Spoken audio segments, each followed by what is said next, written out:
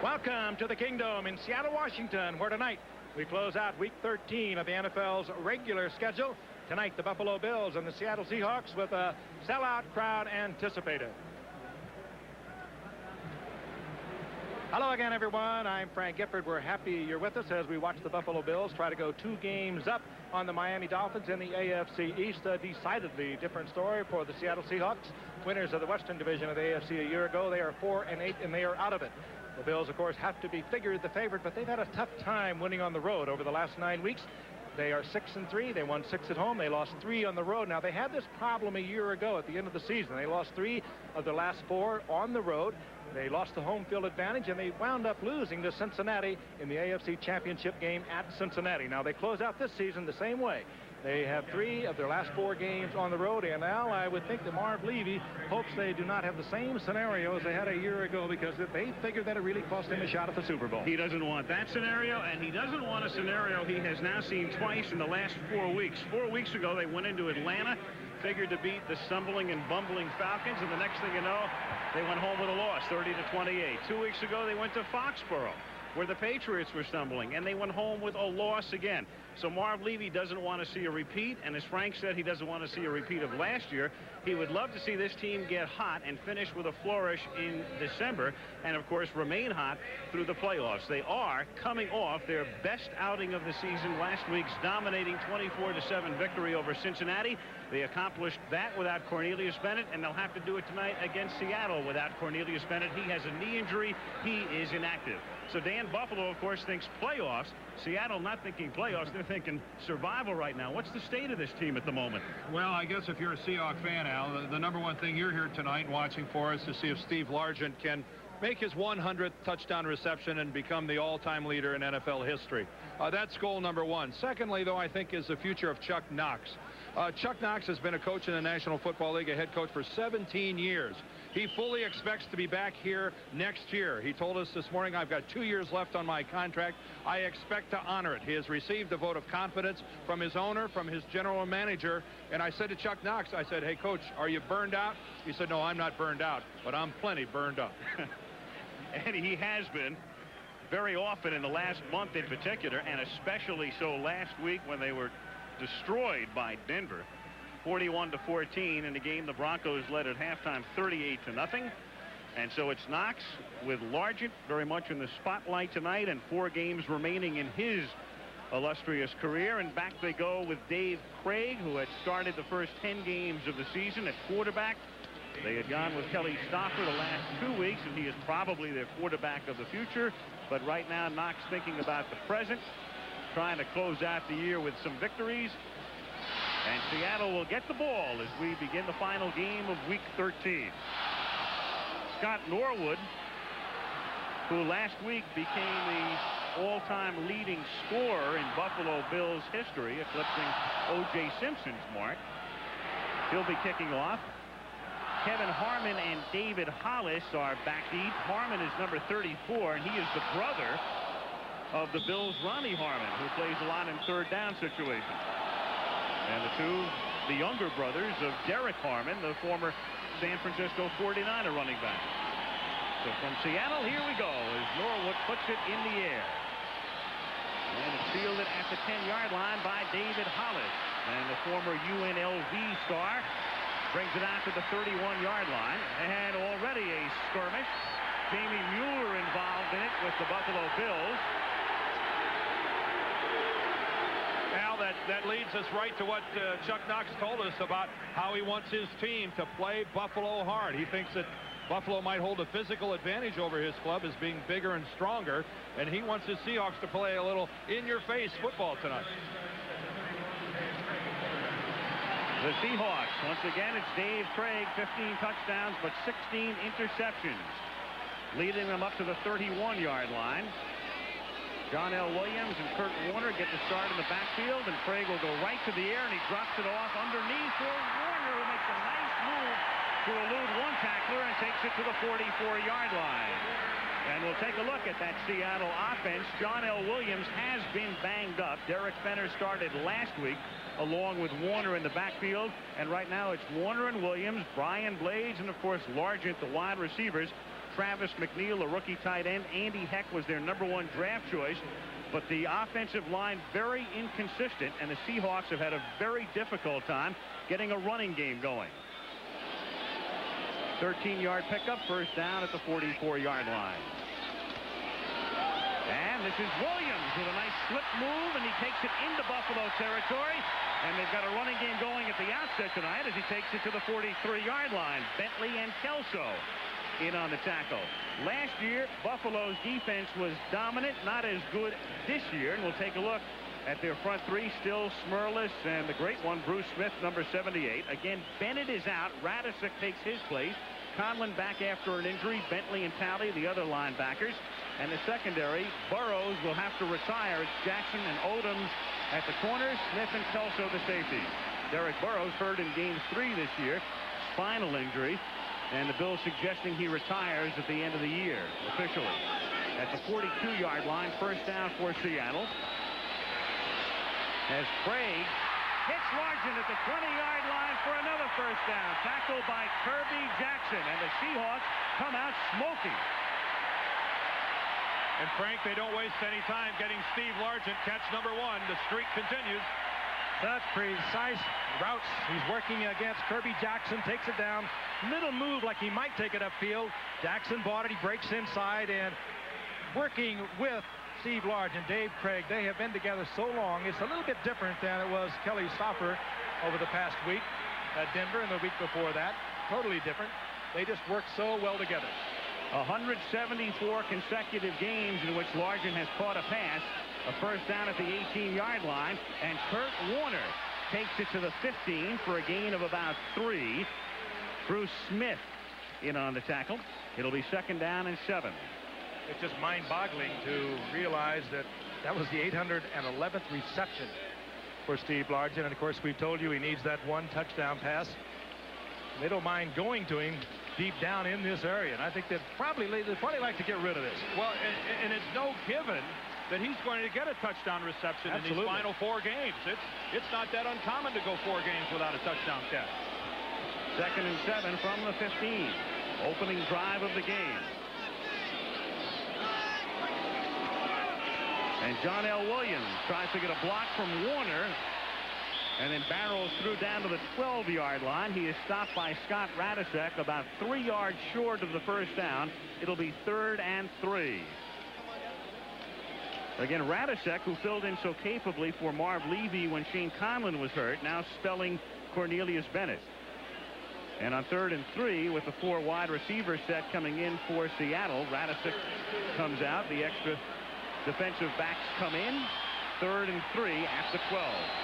John Hagee and Mickey Sutton into the secondary for Buffalo. And Krieg floats it into the end zone and too far, intended for Lewis Clark, who was covered very well by Mickey Sutton. And in comes the field goal unit. Sutton, the former Ram, started this season with the Packers and winds up in Buffalo. And Krieg, after a most auspicious beginning on that drive, shakes his head as he comes off, and Norm Johnson comes in. But a good drive for Seattle. Get a little confidence that they can move the ball. They did move the ball with Williams on the ground, and I know they wanted to come in moving the ball on the ground to try and offset a little bit of the pass rush of Buffalo, and they could do that. Steve Largent to hold. It's a 29-yard attempt for Norm Johnson. And the opening drive pays off with a field goal. So Seattle gets 3 on a 3-minute and 56-second opening drive at the Kingdome. At the Kingdome in Seattle, the Seahawks on top 3-0, and Norm Johnson to kick off. And the average start for the opposition after Johnson has kicked off has been the 20-yard line, as you saw, second best in the National Football League. So he normally boots them deep. Harmon and Beebe are back to receive.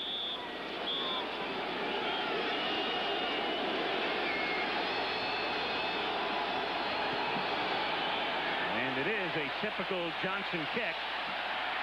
Deep enough to be down in the end zone by Beebe. And we'll take a look at Jim Kelly. And the Buffalo offense, as they commence drive number 1 at the 20-yard line. Kelly having probably his best season. He started in the USFL with Houston, then to Buffalo. Thurman Thomas and Larry Kennebrew, a formidable running tandem. James Lofton, of course, started the season with the Raiders, was waived, picked up by Buffalo, along with Reed, the wideouts, and the offensive line, the veteran offensive line. And they begin with a double tight end set, Keith McKellar and Pete Metzelaars, with McKellar starting in motion and now the two flip-flopping from the 20-yard line. Kennebrew sets up on a wing, and Thurman Thomas cuts inside Kennebrew's block and takes it out to the 24-yard line, where Jeff Bryant makes the tackle. Defensively for Seattle, 26 years of experience up front. Green in his 10th season, Nash and Bryant each in their 8th. Brian Bosworth on injured reserve with a shoulder problem. So there's the foursome, the quartet of linebackers for the Seahawks. Harper and Hunter are the corners. Glasgow and Robinson are the safeties.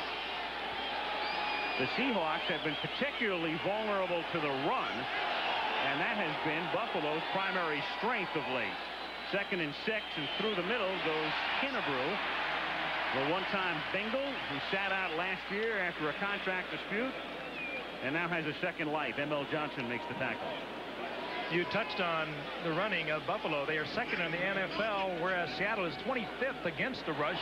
Both teams coming in here tonight trying to run the football. However, Buffalo much more capable of doing just that. Thurman Thomas having a great season, over 1,000 yards last week. And a great receiver as well, 47 catches. Harmon and Beebe come in out of the shotgun, 3rd and 3. Kingdome gets noisy, and Kelly has it batted back and incomplete, and knocking it down at the line of scrimmage. Joe Nash and Jeff Bryant both there, and we also have a penalty. I think False start, 68 offense. it's actually 69.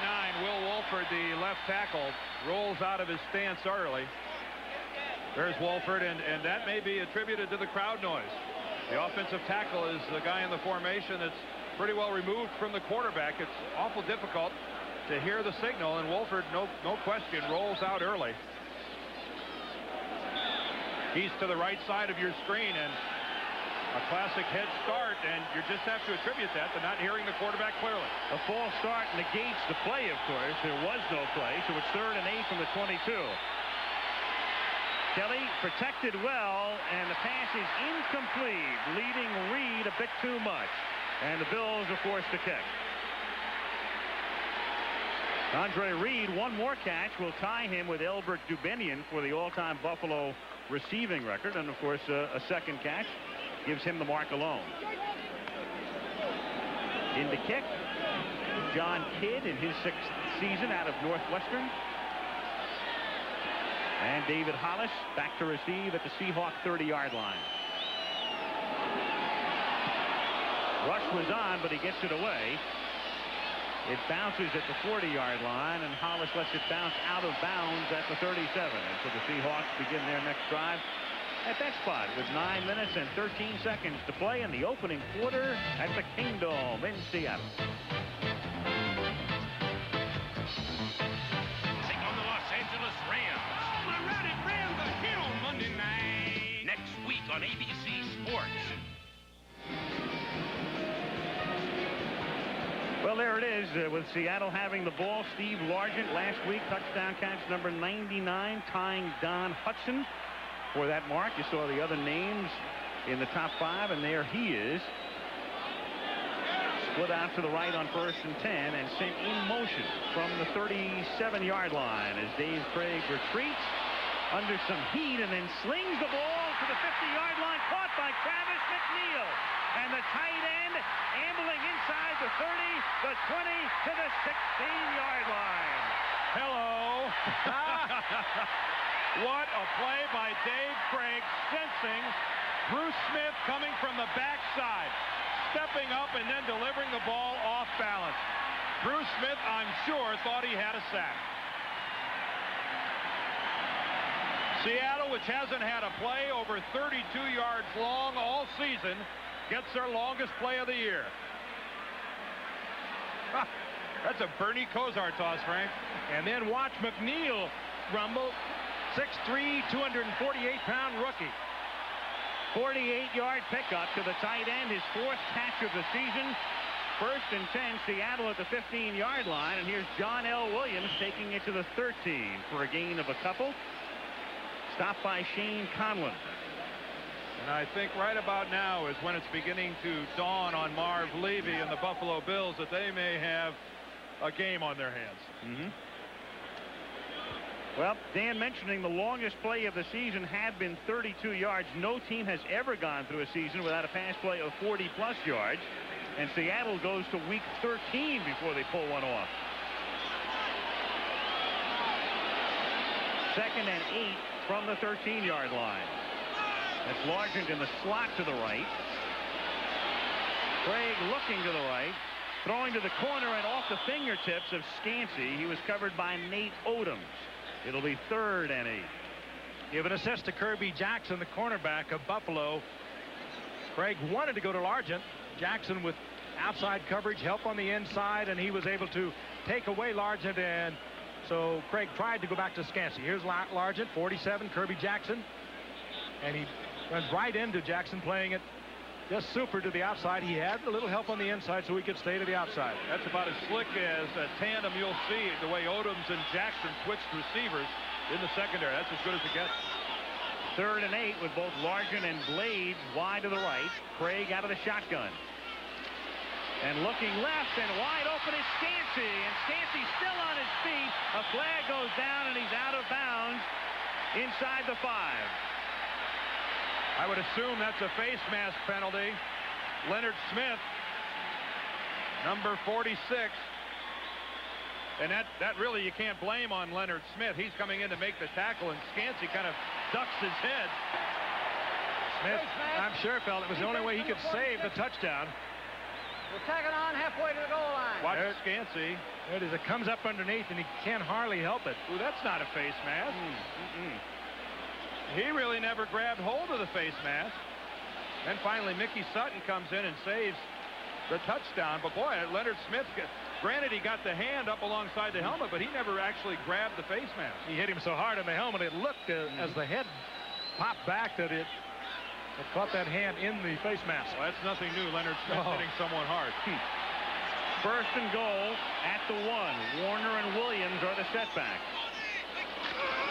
And it's Kurt Warner, and he can only get to the line of scrimmage and maybe a couple of inches beyond Shane Conlon. And when we saw Conlon in week 2 being taken off the field with that knee injury at Buffalo in the Denver game, we figured that was it for the season.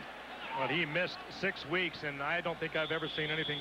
Well, I have seen other things happen in pro football. That was sickening that night. You just knew he was never going to play again, much less come back this season. And he's back. Marv Levy, the coach, says he's back at full strength now. And if any evidence was last week, he came up with 7 tackles, a block pass, and an interception, so he is back. Out of the eye, 3 tight end set, 2nd and goal, and Warner looking for a seam in the middle. And touchdown, Kurt Warner. Well, Dan, if Marv Levy and the Bills didn't know a short while ago, they know now. Marv is thinking to himself, I'm sure, didn't I see this in Atlanta and Foxborough recently? Well, we talked to Marv last evening. What's the first thing he told us? How all week long he's been trying to sell his ball club on how we stumbled earlier this season against teams we probably should have beaten. And well, they're off to about as bad a start as a team could get off to. And look at the second effort there by Kurt Warner. Hit by a couple of Bills. They say it was in. We'll have to take their word for it. He was under there somewhere, but that was as fine an effort as Kurt Warner can give. Steve Largent has trouble with the snap. It was a low snap, and Steve Largent scores the extra point. How great is that? The second time in his career he has done just that. Great presence, too. And you don't mean Christmas. He knew he could never get that ball. It snapped a little low, and the way he handled it, he knew right away that he could never get it up. In time for the conversion, you'll see it again. The ball just a little low. He short hops it, but he knows right there, I got to get out of here. Well, he knows where the end zone is, that's for sure. Yeah, Grant Fiesel, the snapper, clearly delivered it low, and it was very good work by Largent just handling the ball, getting it up to the point where Johnson could kick it if he wouldn't have already passed it. But as you mentioned, that's just fine presence of mind. And another reason they have the sure-handed types handling the ball. As a holder, there it is. You know, that's also a smart play by Johnson, finding himself in that situation and not going ahead and making some half attempt at trying to kick it. If he knocks that ball out of Largent's hands, it's got no chance of going through the uprights. Yeah, he was the one who really had the presence. He just didn't even go through with it. Largent, reading that from Johnson, takes it off into the end zone. Get the feeling that things might go right for Seattle tonight. They certainly have so far. Well, Steve Largent has been in the end zone 99 times as a receiver, twice running the ball in his career, and twice on extra points. As Johnson puts it in the air, it bounces at the 2 and bounces into the end zone, and Harmon will run it out, and they'll take it at the 20. One time in his career, Largent rushed for a touchdown once.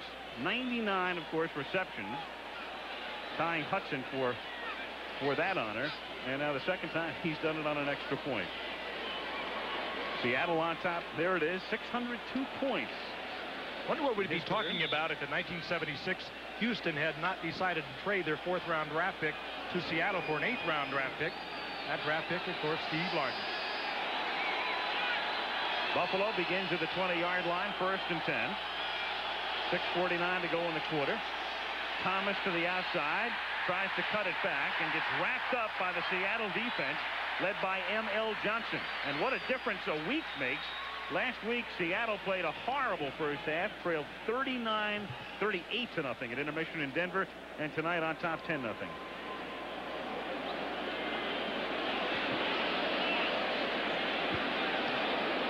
Second and 9 at the 21.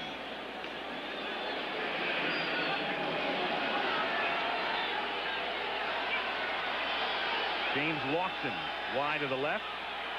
That's Thomas split out to the right along with Reed. Kinnebrew stays in the block, and the catch is not made by Reed at the 29-yard line. It's incomplete. He never had control. Nesby Glasgow in on the coverage.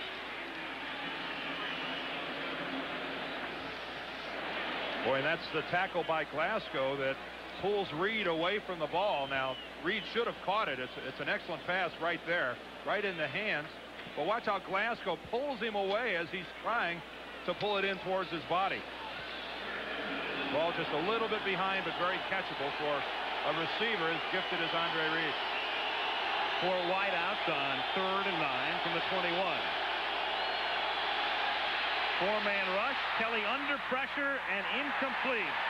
Under a furious rush that time. Jeff Bryant and Jacob Green leading the charge. He tried to get it back out to Reed. Reed was open, but Kelly had to deliver the ball long before he wanted to. Let's pick up the rush again. It's going to come in from the right side of your screen. Here comes Jeff Bryant right around the corner. They call that a twist up front. Defensive end loops back to the inside, and Bryant comes up untouched, and for his efforts is more than happy to put that helmet right in the sternum of Jim Kelly. John Kidd, his second kick is a beauty. Hollis at the 28-yard line. Gets a block and is finally run out of bounds at the 40-yard line. A 51-yard kick and a 12-yard run back. It was Jeff Wright who threw the block, springing them. And out at the 40, they'll begin this drive with 5:47 to go in the opening quarter. And the opening quarter has belonged to the Seahawks, trying to bounce back. They lead by 10. Seattle on top 10-0. Took the opening kickoff, drove for a field goal. Buffalo's really moving the ball, aren't they? 8 yards. 1st and 10, Seattle from the 40-yard line, and Krieg is going to air it out for Largent, but too deep, and it is picked off by Nate Odoms, and he steps out of bounds at the 33-yard line. The play is over, but Buffalo gets it back on one play. And that is a horrible pass. He just locked into him, Dan, and Odoms was on the outside. Kelso was on the inside. Argent took it upfield, broke it to the outside, and broke right into Odoms and had to break under him, and Krieg threw it where he thought he was going to be, and he hits Odoms right in the hands.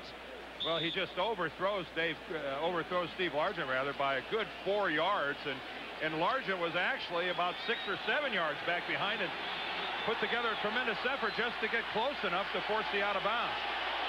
Odoms last year had just 1 interception. He had 3 in the first 2 games this year, and that's his first since Monday night, the 18th of September, as Kelly's pass intended for Lofton is well overthrown, and it's 2nd and 10. A reminder that next week, week 14, a beauty from Anaheim, where the 49ers go south to take on the Rams. San Francisco with a mark of 11-2 after yesterday's win over Atlanta, and the Rams are hot again. Started the season with 5 consecutive wins, then a 4-game losing streak, and now a 4-game winning streak next Monday. 2nd and 10 from the 24-yard line. The big bull Kinnebrew takes it out to the 28, where M.L. Johnson, the linebacker, makes the tackle. They list Kinnebrew at 256, and what are they saying, about 265, really? Depends on what he had for lunch, but it's somewhere in the mid-260s for Brew. And he'll take it out on a front 7. I mean, it's not only what he gets on a particular play, but it's the wearing down process as the game goes on. It's a big help to Thurman Thomas. 3rd down and 6 from the 28-yard line. And they give it to Thomas on the ground, and he cuts it back, and he takes it out to the 35-yard line. He is pushed back, and his forward progress should net him the first down. Porter and Hollis in on the tackle, and let's see where they put it down. Boy, it's going to be close. It'll be a first down. They put it down at the 35. Well, as we've watched him over the last 2 years, it seems he just gets better with the amount of time and the amount of work and the amount of carries that he gets. Here he is again, and as the season is growing on, Thomas is getting more calls each week. Young man carried the ball over 900 times at Oklahoma State, so he's used to it. 1st and 10 from the 35-yard line. Kelly over the middle. That's the tight end, Pete Metzelaars. Taking it at the 40, where he's tackled by Darren Como after a pickup of about 5. And M.L. Johnson also there on the play. Metzelaars glad to be back here at the Kingdome. Originally drafted by the Seattle Seahawks and then was traded to Buffalo, so he's no stranger to these surroundings, and what a target he makes at 6'7".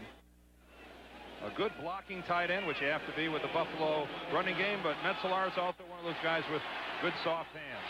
That's Kelly's first completion. Jim is 1 out of 5 for that 6-yard gain, making it 2nd and 4 from the 41. Kelly pump faking twice and then sliding out to the 46-yard line, and it should be enough for a first down. Green and Woods in on the tackle. That's where the slide is not necessarily a quarterback's great friend. Jim Kelly that time slid and got hit by 3 Seahawks simultaneously. I don't know that that worked out quite the way he'd planned, but nonetheless he does pick up the first down, and do not ever question that man's toughness. A leader by just the very definition of being a leader. He is a leader because he is. He steps into the huddle and he owns it. He does. 2:55 to play in the opening quarter. 10-0 Seattle. On first down with McKellar in motion, it's Thurman Thomas taking it across the 50 and tackled at the 47 of Seattle by David Wyman after a pickup of about 7, and Keith McKellar, one of those tight ends, led the way. Frank, we look at running backs all the time. I guess I can suffice to say there are life in them thar legs. And Al touched on something else. Not only does he give you this, and he got a good block from Kinnebrew, but he is a good receiver. He came into tonight, nearly 50 receptions and over 550 yards. What an offensive machine he's been. Yeah, I mean, if you project that out, you're looking at a guy that may end up with over 1,200 yards and maybe 60-plus receptions. That's a lot of talent. 2nd and 7. The up back Kinnebrew takes it to the 46-yard line, setting up a 3rd down and 2, and Wyman again in on the tackle. Dave in his 3rd year out of Stanford and having a good year.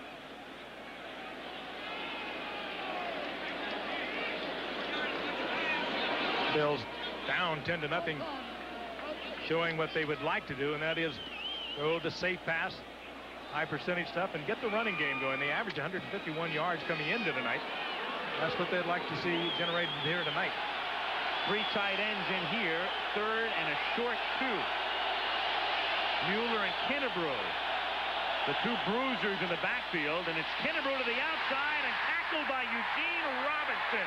The safety comes up to knock him down in the backfield. If you are going to take a big man down like Kinnebrew, who weighs about 260, and you weigh about 185, there's only one place to drop him. You could leap on his back and get a ride, but he'd get the first down, and he came in low. And down went Kinnebrew, short of the first down. Good tackle by Eugene Robinson. Look once again. But, Frank, if you're going to tackle Kinnebrew, you'd like to get him going parallel to the line of scrimmage, and that's exactly the way that Robinson got him there. Kinnebrew trying to get around the corner rather than attacking the line of scrimmage.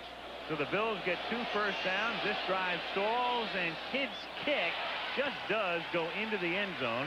Steve Tasker was down there to try to knock it down at the 1, but couldn't. And Seattle will take over at the 20 with 41 seconds remaining in the opening quarter. Reactions of Robinson. Better to get the big man going the other way. Beautiful tackle by Eugene Robinson. Buffalo stumbling through the opening quarter here at Seattle, where the Seahawks lead it 10-0, have the ball at the 20-yard line. And Dave Krieg leads them to the line, 1st and 10 from the 20. 41 seconds to play in the opening period. John L. Williams coming back from a knee injury. He missed last week's game at Denver and played sparingly the week before that against the Giants. Picks up 1. It'll be 2nd down and 9. Conlon in on the tackle. And he was missed so much when he was out of the lineup. Williams, he had almost 900 yards rushing a year ago and 58 receptions. And when you're a target like Largent, that's Nate Odoms, you get this kind of treatment. There is no respect for a future Hall of Fame. I can assure you of that. That's also called defensive holding. I mean, you're allowed to give the guy you're allowed to give the guy a chuck, but Nate got away with grabbing the jersey and tossing Steve around. And they change sides of the field as the first quarter concludes in Seattle. Seahawks on top by a score of 10-0, and ABC's Monday Night Football returns after this message and a word from our ABC station. The Kingdome in Seattle. We begin the second quarter. Seattle on top 10-0. It's 2nd and 9 for the Seahawks at the 21-yard line. Bruce Smith nearly jumps, and he does, in fact, a free play for Warner and Seattle as he takes it out to the 28-yard line. 2 flags are down, and we'll take another look at that jump by Smith. Give an assist to Dave Krieg there with the hard snap count that got Big Bruce to move. And that's, you know what I'm having trouble doing is I'm having a difficult time watching the Seahawks with the ball and not concentrating on Steve Largent. If you love this game, if you have deep feelings for this game like we all do, I mean, I would like to be here and see history made. Every time they have the ball, I'm looking forward to catching. Have a good shot at it. I think that's on the mind, too, of Chuck Knox, the entire Seattle Seahawk organization. They love this man. He has been through the good years, the bad years, and he has played it one way, and that is 100%. During the time he was on injured reserve earlier in this year, actually was not on injured reserve, but he had damaged his elbow early in the season and was out. He'd come out and work out, and when he was ready to come back, he started working out with pads even, working out by himself, going through the game plan all on his own. Yeah, that kind of stuff filters down through the entire ball club. Seahawks accept the penalty instead of the play, which had netted 2 more yards, but would have cost them a down. Thus it is 2nd and 4 from the 26-yard line. And Warner fights his way across the 30, and that's a Seattle first down.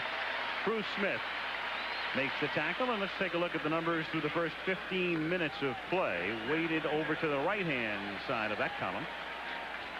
120 yards total offense for Seattle to 37 for the Bills. But notice that the critical time of possession is exactly the same. I mean, that's you know, the two teams came into tonight's game. Seattle was ranked 27th on offense in the entire NFL. That's next to last. Buffalo ranked 2nd overall, and the numbers are just the opposite. First down Seahawks at the 31 with Largent going in motion. And Krieg looking that way, and Largent had trouble turning around, and it's incomplete off his fingertips, and you don't see that very much. 2nd down. Well, it's time right now for Buffalo and their high-powered defense. I mean, the heart and soul of this Buffalo squad is their defensive unit, and now down by 10 points. It's time for these guys to earn their pay. It's time for Bruce Smith and Freddie Smirlis and Art Still and all these guys. Granted, Cornelius Bennett isn't in the lineup tonight, but there's plenty of talent on that team to go around. And when you're down, you look for your number one group of guys to make a play. 2nd and 10 from just outside the 30-yard line. Williams tries to cut it back and gets wrapped up and thrown down by Smirlis. And he heard you, Dan. Well, that's really what you look for. I mean, this is a defensive team that's been somewhat of a disappointment to Marv Levy and the Buffalo people. They haven't always played up to their expectations. There is Freddie Smirlis right here, and this is nothing more than penetration. Now he's aided by a blitz all the way along the front.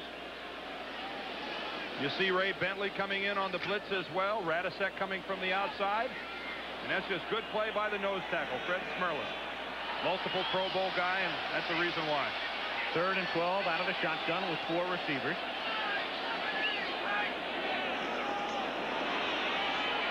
And the pass is incomplete out at the 34-yard line off the hands of Benny Blaze. Covered by Kirby Jackson, and Seattle is forced to kick early in the 2nd quarter. Chuck Knox, 2 years remaining on his contract. Is he under some fire? Well, any coach at 4 and 8 is going to be under some fire. You're going to have the letters to the editor and some media pressure and all of that. One of the winningest coaches around. He with the Rams, 5 division titles, went up to Buffalo, won the division up there, came here and turned a Seattle Seahawks team totally around in the playoffs a couple of times, won the division a year ago, fell on hard times this year. Low snap. Johnson gets it away, and a good kick at the 28-yard line. It's Mickey Sutton, and he brings it back out to the 39-yard line. You know, one of the things, getting back to Chuck Knox, he's got the added burden of having a former coach as his general manager. Tom Flores, one of the people that's been talked about as maybe a replacement. Don't look for it to happen.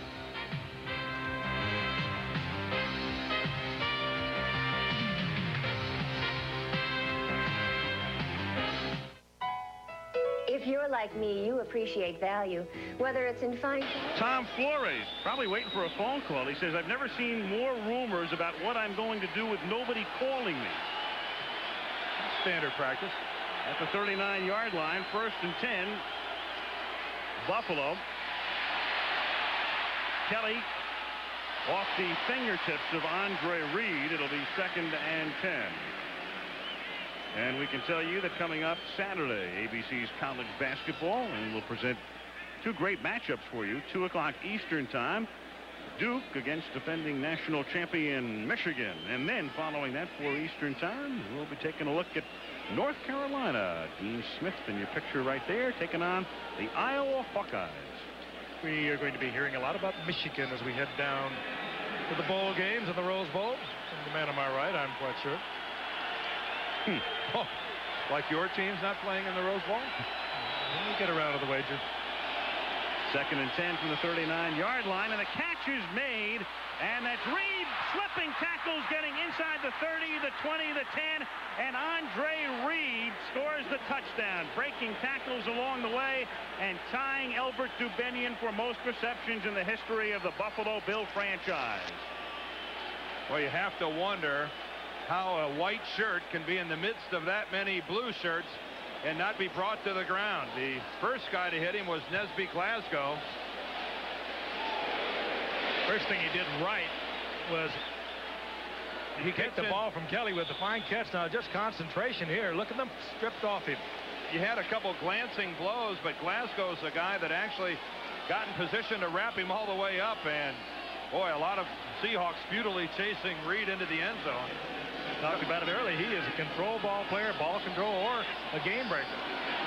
Scott Norwood with Kid Holding kicks it through, so a 61-yard touchdown reception by Andre Reed. Melvin Jenkins, number 24, is the corner to slide up initially. And after Jenkins allows Reed to get to the inside, everyone else takes the turn, and watch Andre go. Andre Reed, no doubt one of the premier receivers in the National Football League. Jim Kelly on the other end of that pass, and Buffalo is within 3. One of the critiques of the Bills offense a year ago about the wide receivers, none of them had any speed. Andre Reed maybe isn't one of the fastest around, but he had enough foot speed on that occasion. Norwood puts it in the air and angles it, fielded at the 10-yard line. This is Kevin Harmon. Brings it out to the 26-yard line, where the tackle is made by Mark Pike, who is a special teams demon for them.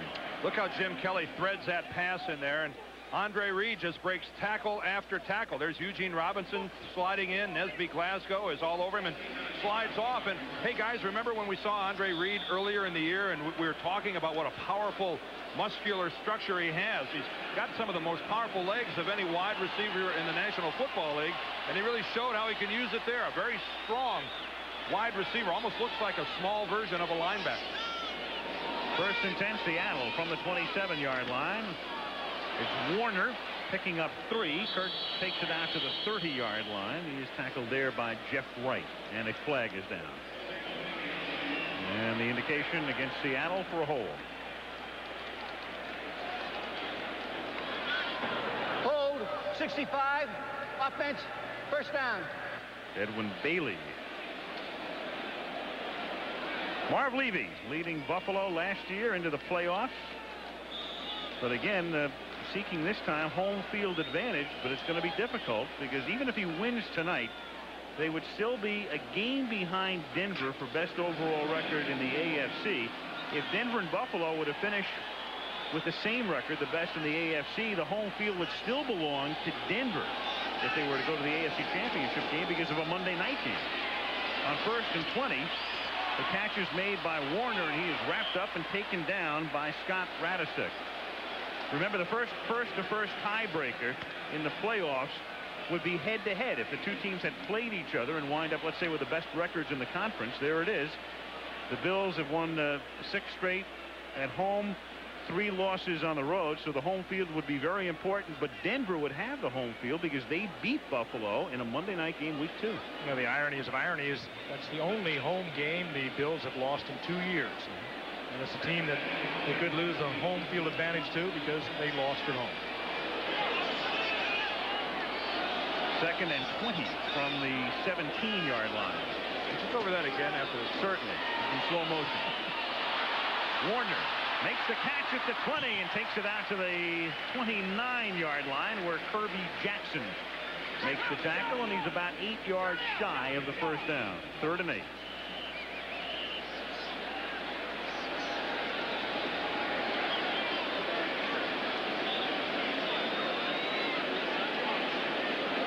Spotted closer to the 30-yard line. Called a 3rd down and 7.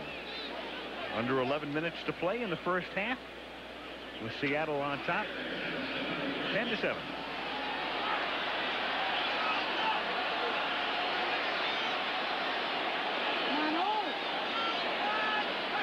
Yancey in motion, and the whistle blowing the play dead before its inception.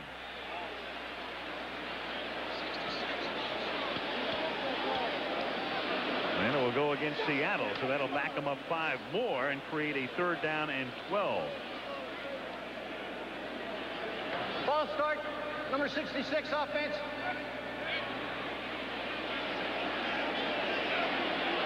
Well, they're flagging Andy Heck, the left tackle. This is Andy Heck right here. Let's take a look. Watch the ball. Oh, yeah, that's a good call. You can see Heck starting to rock back in his stance, and you know, that's easy to do when you're in that 2-point stance. They call it a 2-point stance because you only have your 2 feet on the ground. You haven't dropped a hand, and it's easy to just rock back on your haunches a little bit. You see it all the time. A lot of line judges will let you get away with it. Not that time. 3rd and 12.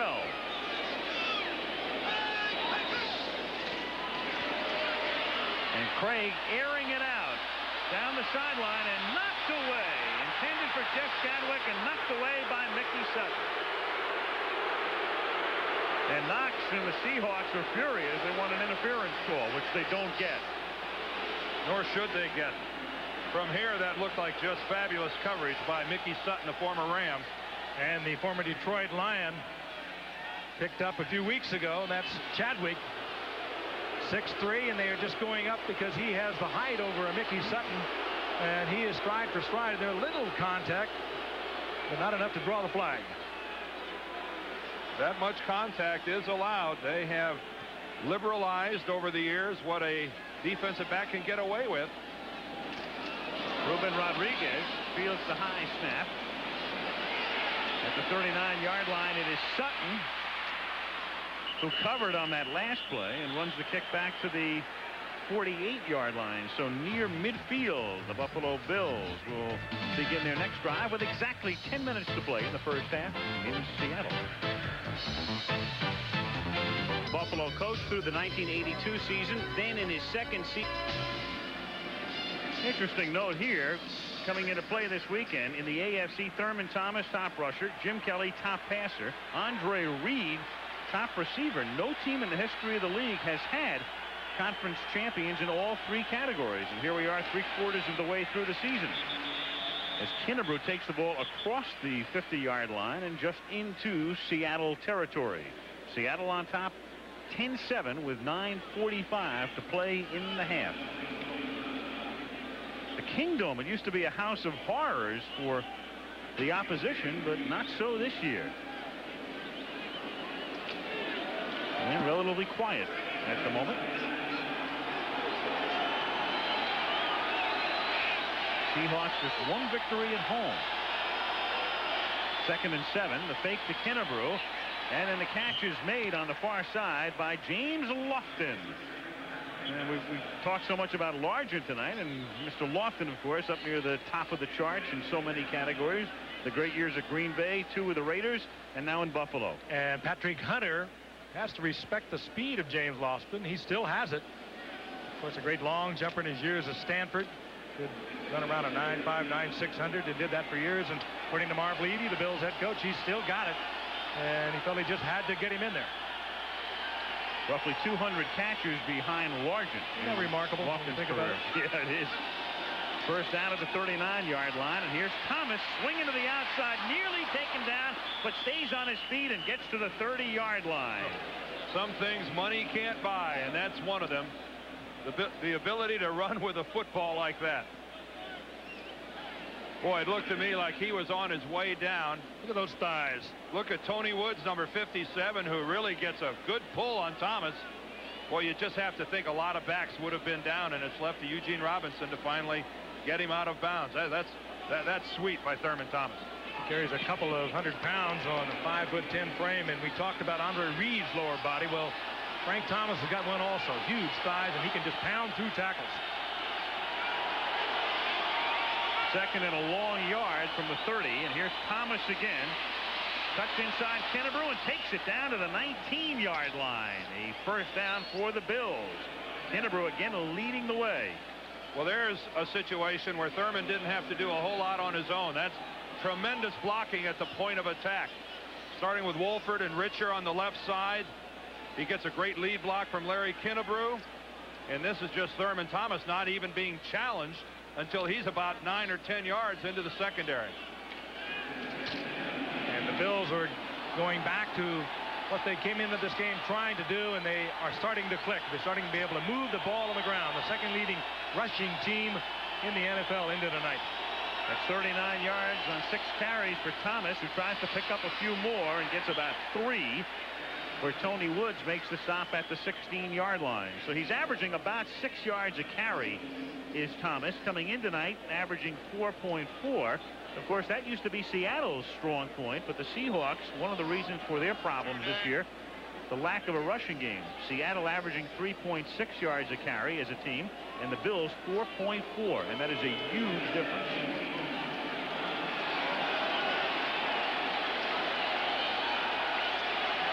At the 16. On 2nd and 7.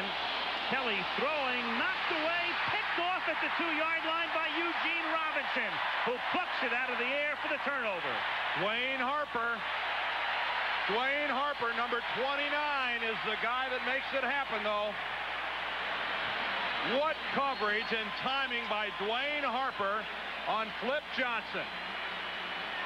Boy, now that's how, there's Harper. See him right at the bottom of your screen. He'll come back into play. The quick slant to Johnson, and look at that play by Harper, and then it's just alert play by Eugene Robinson. Good pressure on the part of the defense of Seattle to push right into the face of Kelly. Kelly had to throw that ball high, and that set off a whole string of events that comes up with the interception. Chuck Knox lamenting the fact Seattle with very few interceptions this season. That's only their 7th in Week 13, 4 of them by Robinson. And as you saw, their first in over a month. From the 7-yard line, Warner takes it out to the 12. Stopped by Ray Bentley, the inside linebacker, number 50. Funny how it takes a combination of things to all make up what happens in a particular play. You get the rush that time. You get the high throw by Kelly. You get the aggressive play on a corner by Harper. You get the alert play by a safety and Eugene Robinson, and it all adds up to an interception. A lot of components going to make this one particular play in the course of a football game. 2nd and 5, Seattle from the 12-yard line.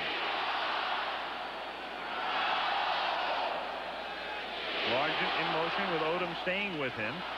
And Warner tries to find a little gap and takes it out to the 15-yard line, setting up a 3rd and 2. Scott Radisek in on the tackle.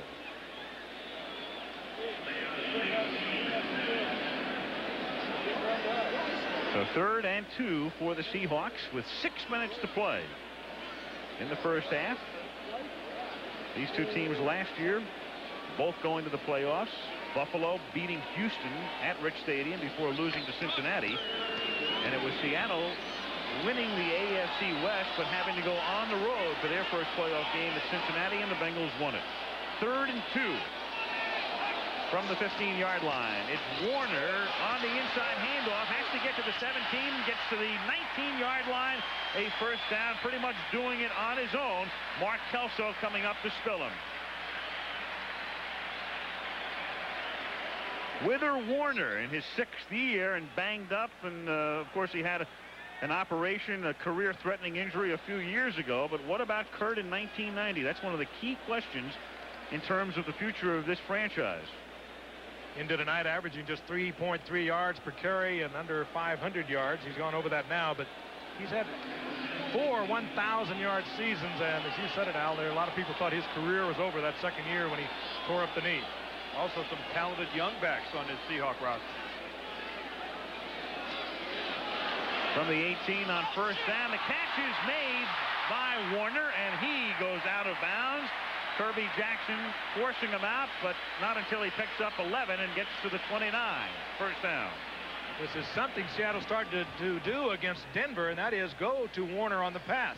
Ordinarily, they take him out in a passing situation, but they went to him 5 times against Denver, and they've been looking for him tonight, and they've been finding him in key situations like that, and he gets the first down. Well, they're locking him up one-on-one with Scott Radisek, the outside linebacker, and I think that's something Seattle's going to try to take advantage of. If Warner can get to the outside of Radisek, Radisek's not going to catch him. Here's John L. Williams, tackled out at the 31-yard line by Ray Bentley after a minimal gain. It'll be 2nd down and 9.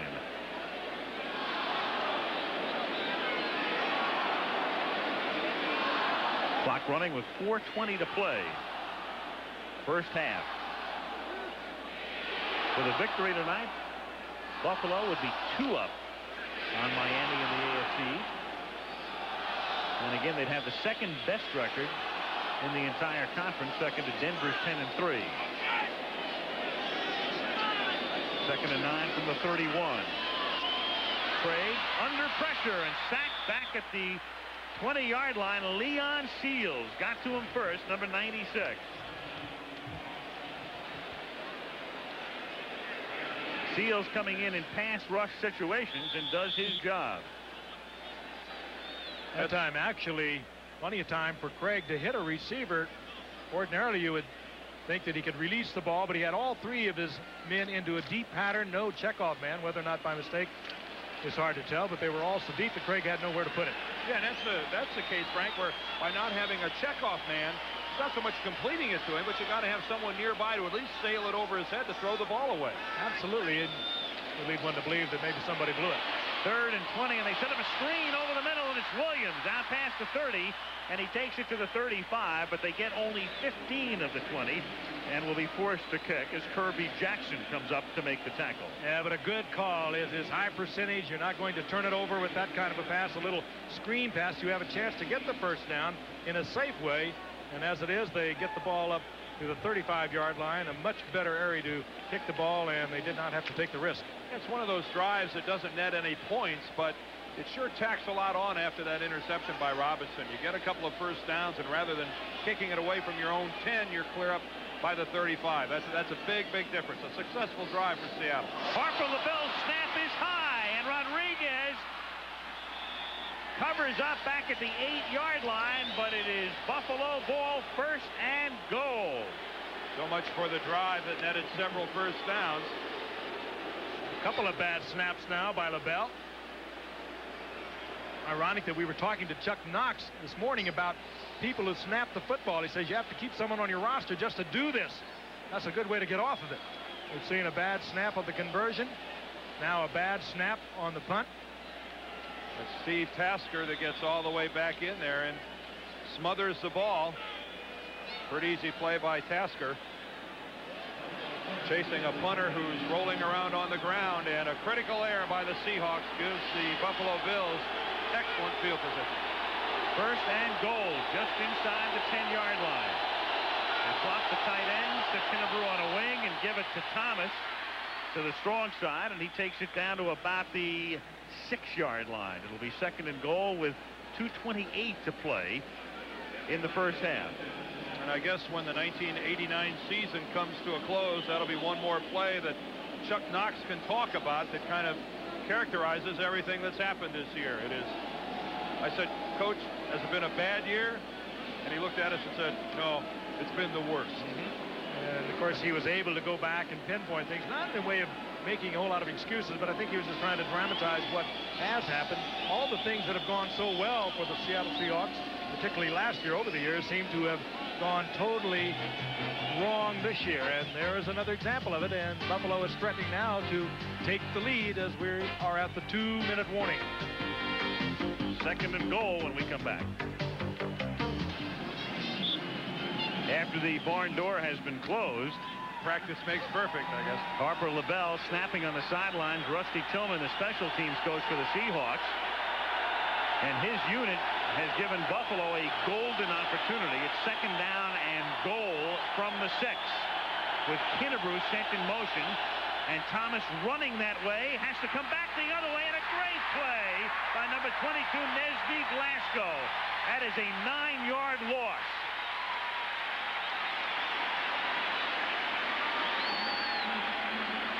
Puts it back to the 15. M.L. Johnson running through Kennebrew to help set it up for Glasgow. You know who really makes that happen, though, is Jacob Green. Watch Jacob Green, number 79. Look at the head start he gets right in the middle of your screen, and then he takes away the cutback from Thurman Thomas. So Thomas is forced to do that 180, spin all the way around, and Glasgow makes the play. Give the credit to 79. Jacob Green. Kelly shouting as they come up in the gun on 3rd and goal.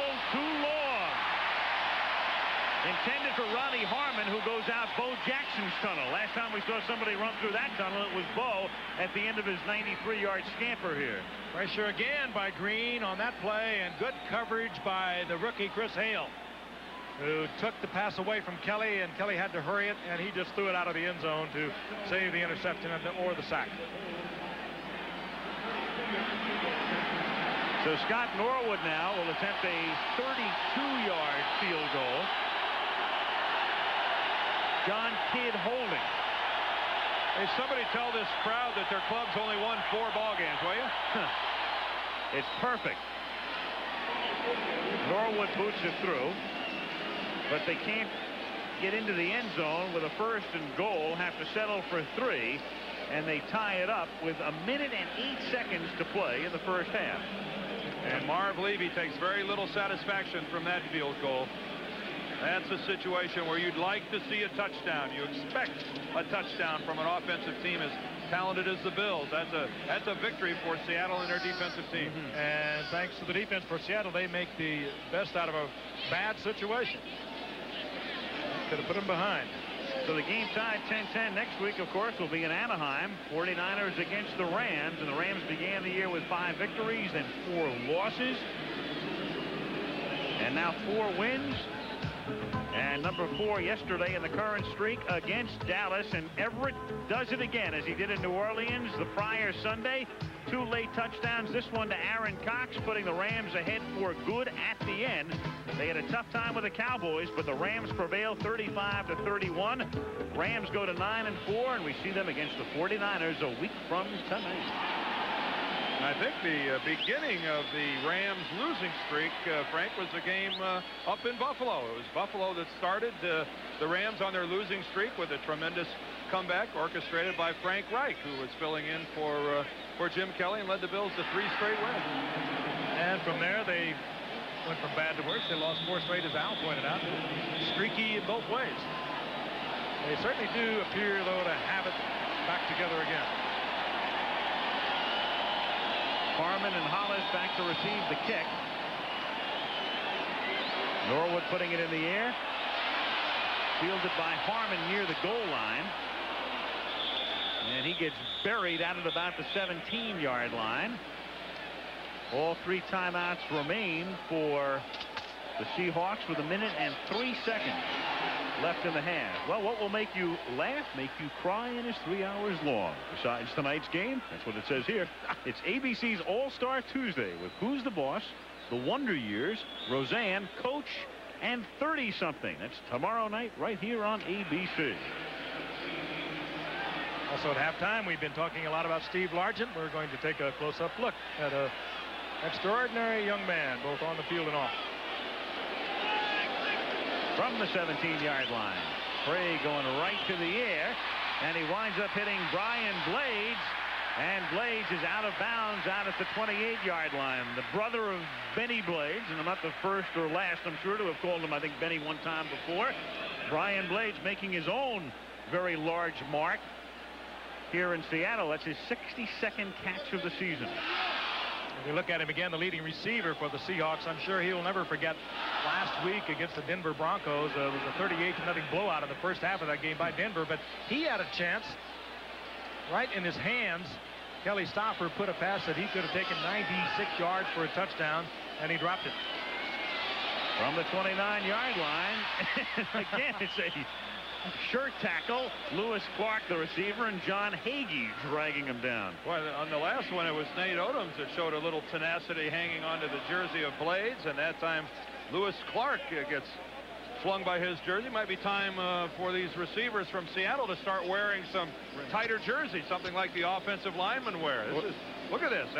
That's just making it easy to be tackled with a baggy jersey. Or the tearaway jobs. If this was Alabama, we'd have seen 2 touchdowns on the last 2 plays. Tearaway jersey is illegal in the National Football Football League. League. Certainly saves on the wardrobe. And Alabama, we'll be seeing them, I guess, huh? New Year's night in the Sugar Bowl against the Miami Hurricanes. Who's number 1? I guess Colorado is the only team that has it in their own destiny, and everyone else, Michigan, Miami, Alabama, everyone, I guess, still alive. Miami number 2 right now. Although Alabama, after their loss to Auburn, clearly needs a whole lot of help. 2nd and 5 from the 34-yard line. Krieg fires to the far side, and no, at the 42-yard line. Yes, the catch was made, and then out of bounds. Brian Blades made the catch. He made a remarkable catch. I don't know. I'm sure we'll take a look at it, whether he got both feet down, but it's worth watching just to see the way he stretched out, knowing where he was, knowing what he had to do, and that is to get both feet inbounds. Let's take a look. Both of them have to come down. Did the ball hit before he did? I don't think so. Left knee was down, but not the right leg. But no review. They'll let it go. At the 42-yard line. Clock is stopped with 44 seconds. 4-man rush. Krieg going deep, too deep. And a lot of contact and a lot of action, but all after the play was over, and thus no flag intended for Lewis Clark. Mickey Sutton and Leonard Smith doing a tag team number on him. Leonard Sutton, as we pointed out on a couple of other occasions with these Bills, really put together this Bills defense. What they might have been lacking when they got Leonard Smith, it really changed things for them. He is one of the real power hitters, and Jeff Chadwick has gone to the bench for Seattle.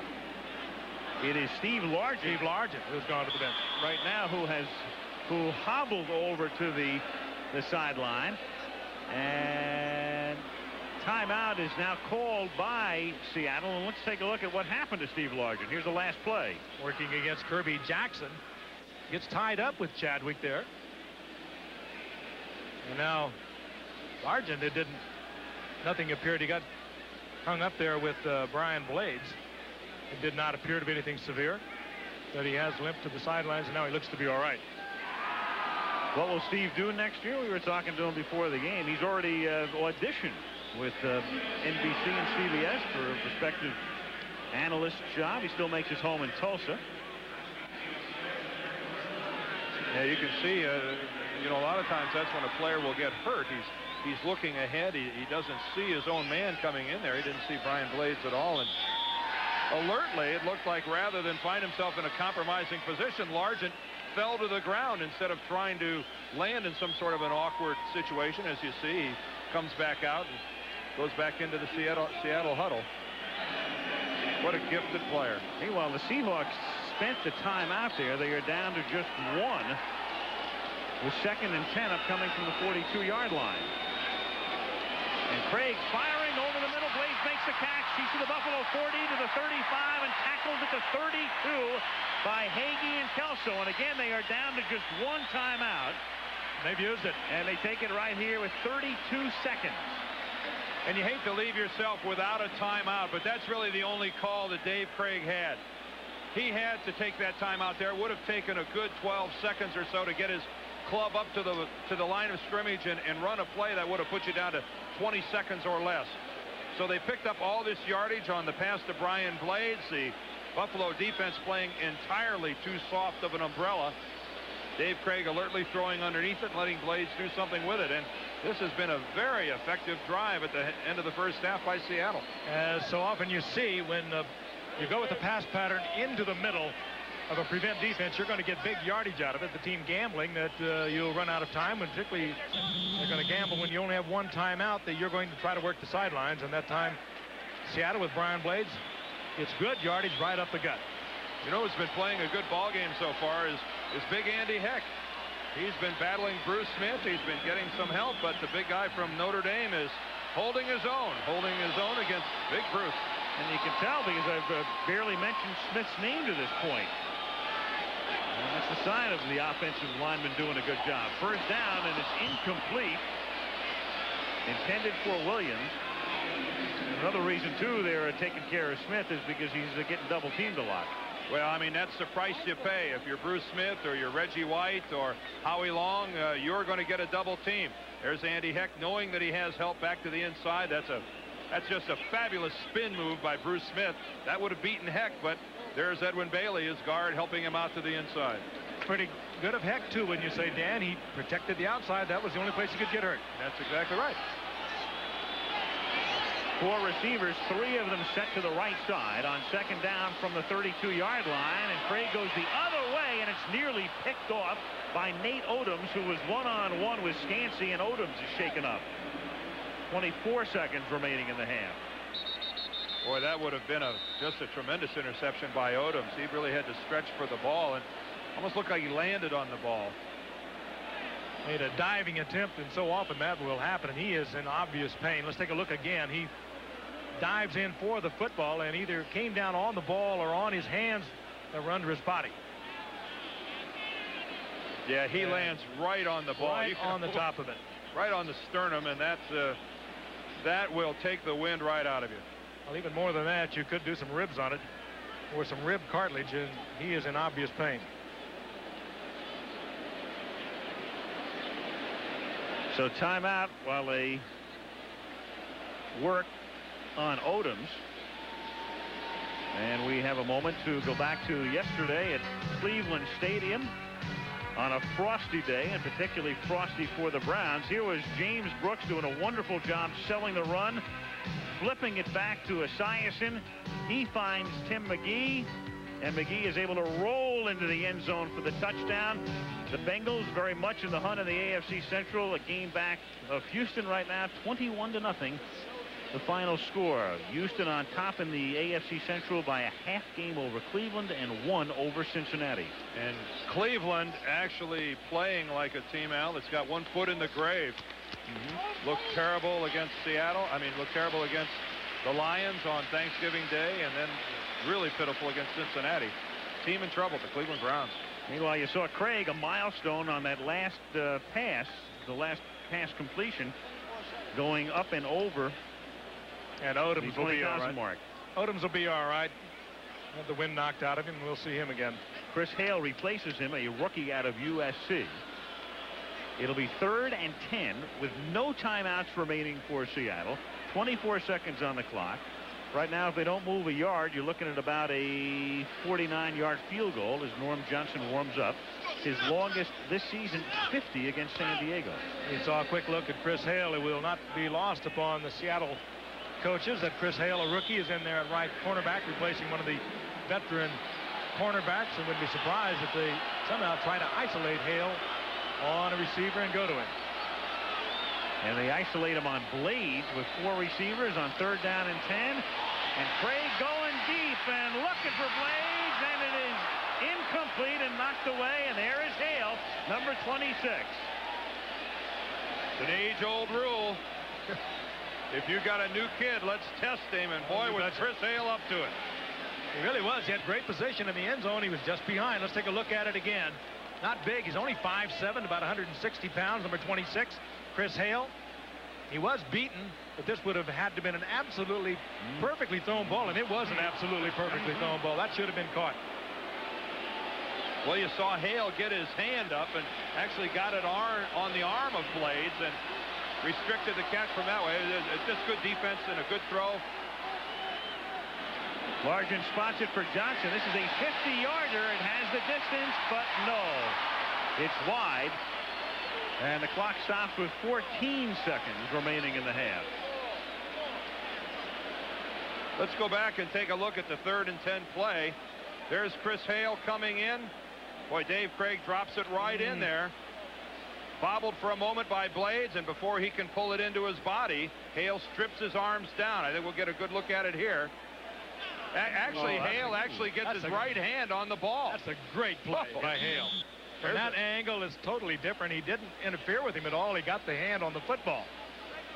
Again, he's only about 5'7", and he went up with Brian Blades and knocked that football away. One of your Trojans, Frank. I wasn't going to bring it up, but I'm glad you did. Hey, we'll also be going to the Rose Bowl for the 3rd time, and there was who they meeting then? The team they lost to last year. Thank you. Cost me 100. As it will again. You didn't bring that up. As it will again, Frank. As it should be. I don't have my fight on song with me.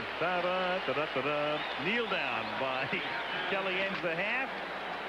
We'll take a look at Steve Largent as part of our halftime feature tonight. And the Bills and the Seahawks go back to the locker room, tied 10-10 at the end of the first half, and Monday Night Football returns after a commercial. A message from the National Football League and a word from our ABC station. And back we come. A little play on words there. The House of Pain in Houston. The House of Rain here in Seattle. Nice and dry inside, but it's been pouring outside for the entire weekend. And inside the Kingdome, a 10-10 tie as we start the second half. Norm Johnson puts it in the air, and it's a deep kick fielded 3 yards in the end zone by Don Beebe, who thought about it. Nice fake. Good stutter step there. Looks like somebody had tied a chain to his belt. Yep. So Kelly and the Bills take over at the 20-yard line, and there are the numbers through the first half of play. Seattle with a big passing half with 175 yards and about an 80-yard advantage in total yardage. But a 10-10 tie nonetheless. The long play from Jim Kelly to Andre Reed, and the broken tackles, the big play of the first half. 61-yard touchdown reception. 1st and 10 from the 20-yard line. Kelly faking to Thomas, and he's going to air it out on the first play for Lofton, and Lofton can't get free. Covered well on the play by Dwayne Harper. Go back to the old USFL days of Jim Kelly. Dwayne Harper, pretty good position on the speedster. James Lofton, I'm sure they've talked it over at halftime, said we're going to come out, we're going to open up with this. And good position by Dwayne Harper, the cornerback, on Lofton. Close to 60 yards in the air.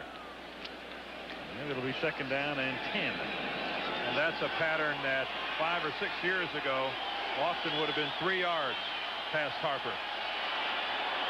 That's a big difference in James Lofton's game between now and then. Here's Thurman Thomas on a 2nd down play, picking up close to 4. And it will be 3rd down and 6. And Seattle is saying it was a fumble and they have recovered. But there's been no indication of that from the official, and there won't be. 3rd down.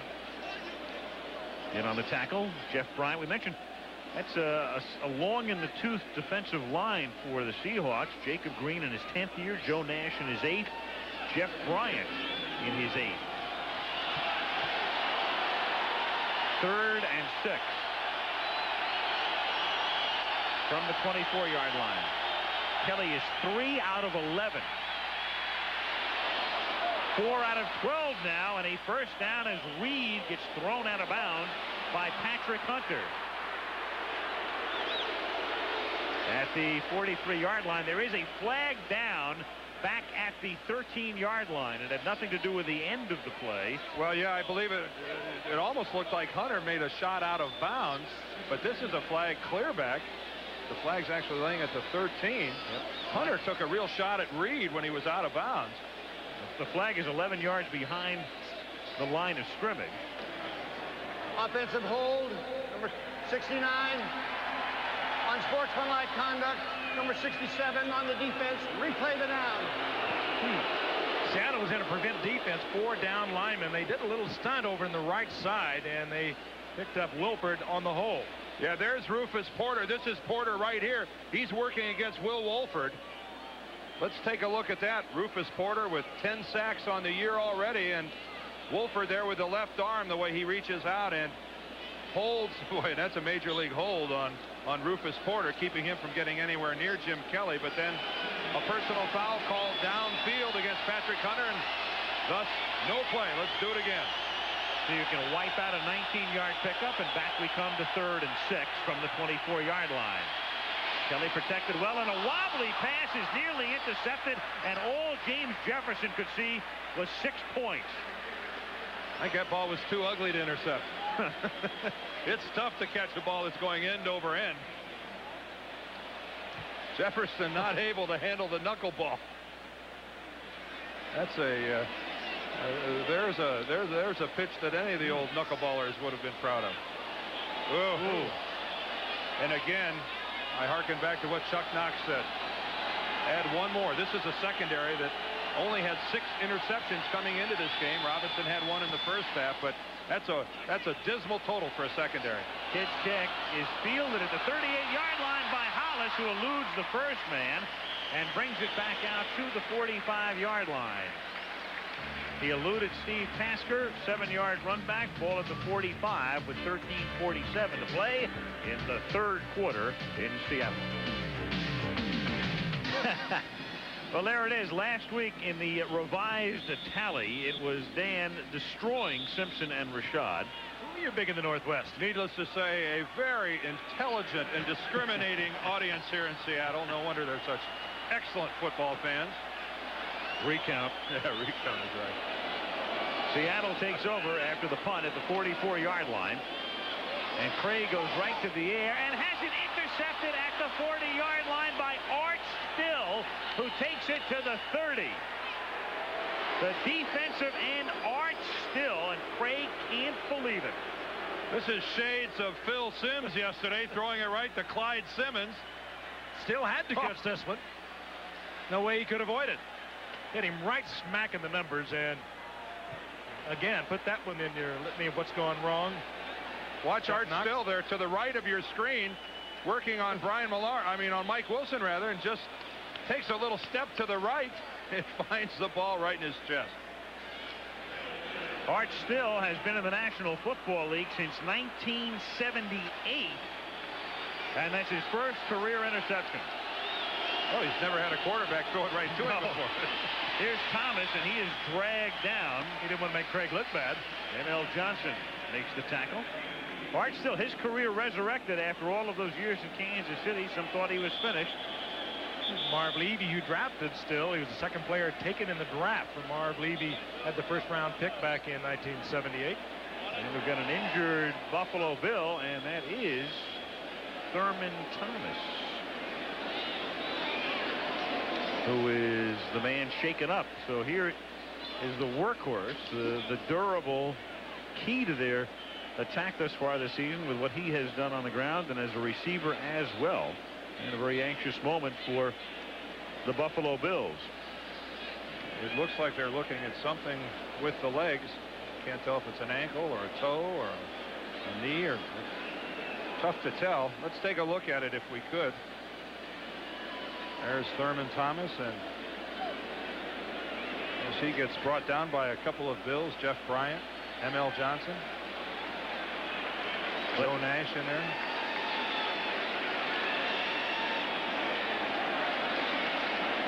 So Thomas will come off, and Ronnie Harmon will come in to spell him, at least for the moment.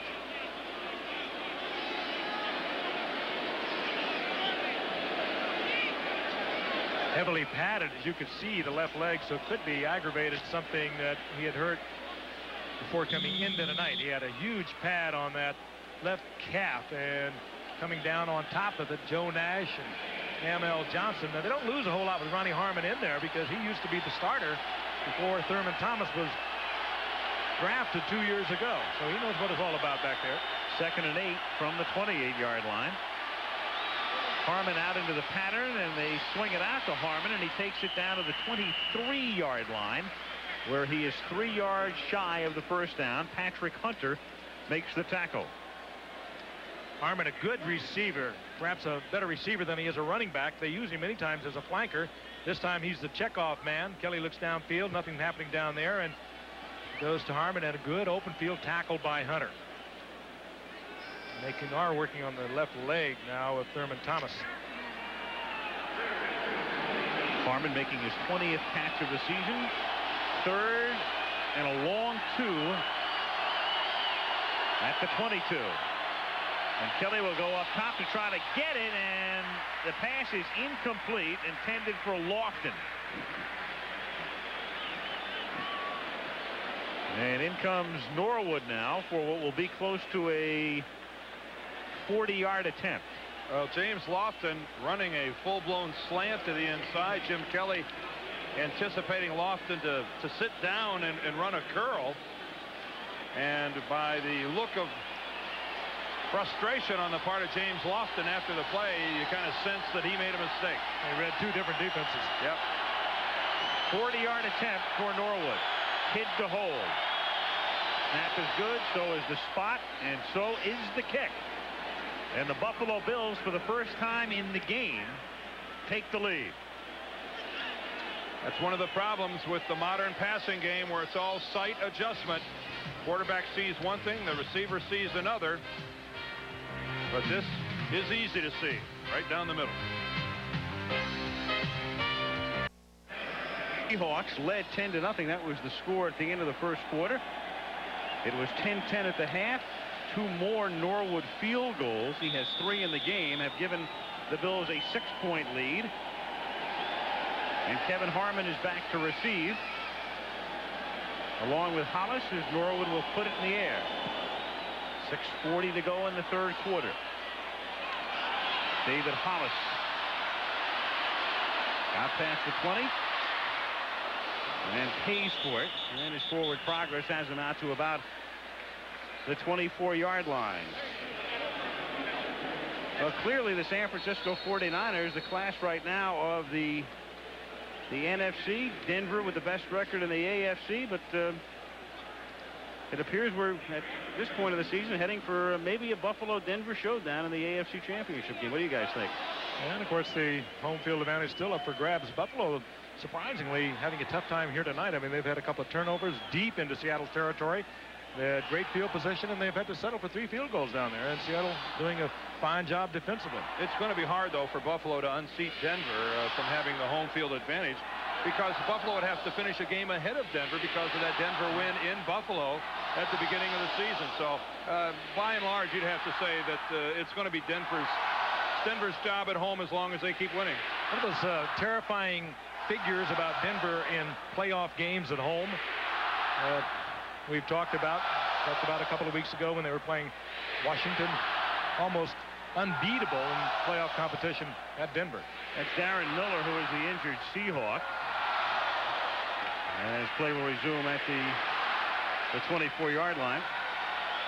And well, we had a beauty last week in San Francisco, and it should be more of the same next week in Anaheim. Rams 49ers a week from tonight. And as Dan pointed out, one of the San Francisco losses to Los Angeles early in the year by what, 1 point, 12-13. And when we talked to the Rams earlier, didn't both Jim Everett and John Robinson look at that game as the game where the Rams might have won a season's worth of confidence in beating San Francisco? Here's Seattle on 1st and 10, and the pass intended for Largent. Incomplete. Ray Bentley in the area covering on the play. It'll be 2nd down and 10. And it's been very frustrating for the Seattle offense after a most auspicious beginning on their first 2 drives of the game. You get back to the 49ers for a moment. I mean, you look at the way they're playing right now, it would be, I mean, it's difficult not to say that they're the best team in the game, the way they are firing on all cylinders. But a lot of people, myself included, I thought at the beginning of the year that really the Rams would be the team to beat in that division. I'm not ashamed to say so. I thought the Rams would be there. 2nd and 10 as Krieg pass intended for Blades, and Brian Blades can't hold on as Herbie Jackson covers, and Bruce Smith gives Krieg his own special greeting. Now there's something unusual. Number 78 lying on top of a quarterback. This is man for man. The blitz is on. It is Jackson against Blades. Blades across the middle. Jackson with a hand in there, pulling his left hand away, and Jackson didn't get the flag, but he had his hand inside pulling away Blades' arm before he could get it up. That should have been interference, and boy, look at Bruce Smith crawl all the way in there. That's Grant Fiesel, the center, fighting Bruce all the way in there. But you know, Jackson really got away with one there. That's flaggable, if that's such a word. 4 receivers it is now, and on 3rd and 10 it's Lewis Clark who makes the catch, but he is tackled short of the 1st down. He is stopped at the 32-yard line, and they're forced to kick. Mickey Sutton makes the tackle, and they are restless in the Kingdome. I mean, really restless.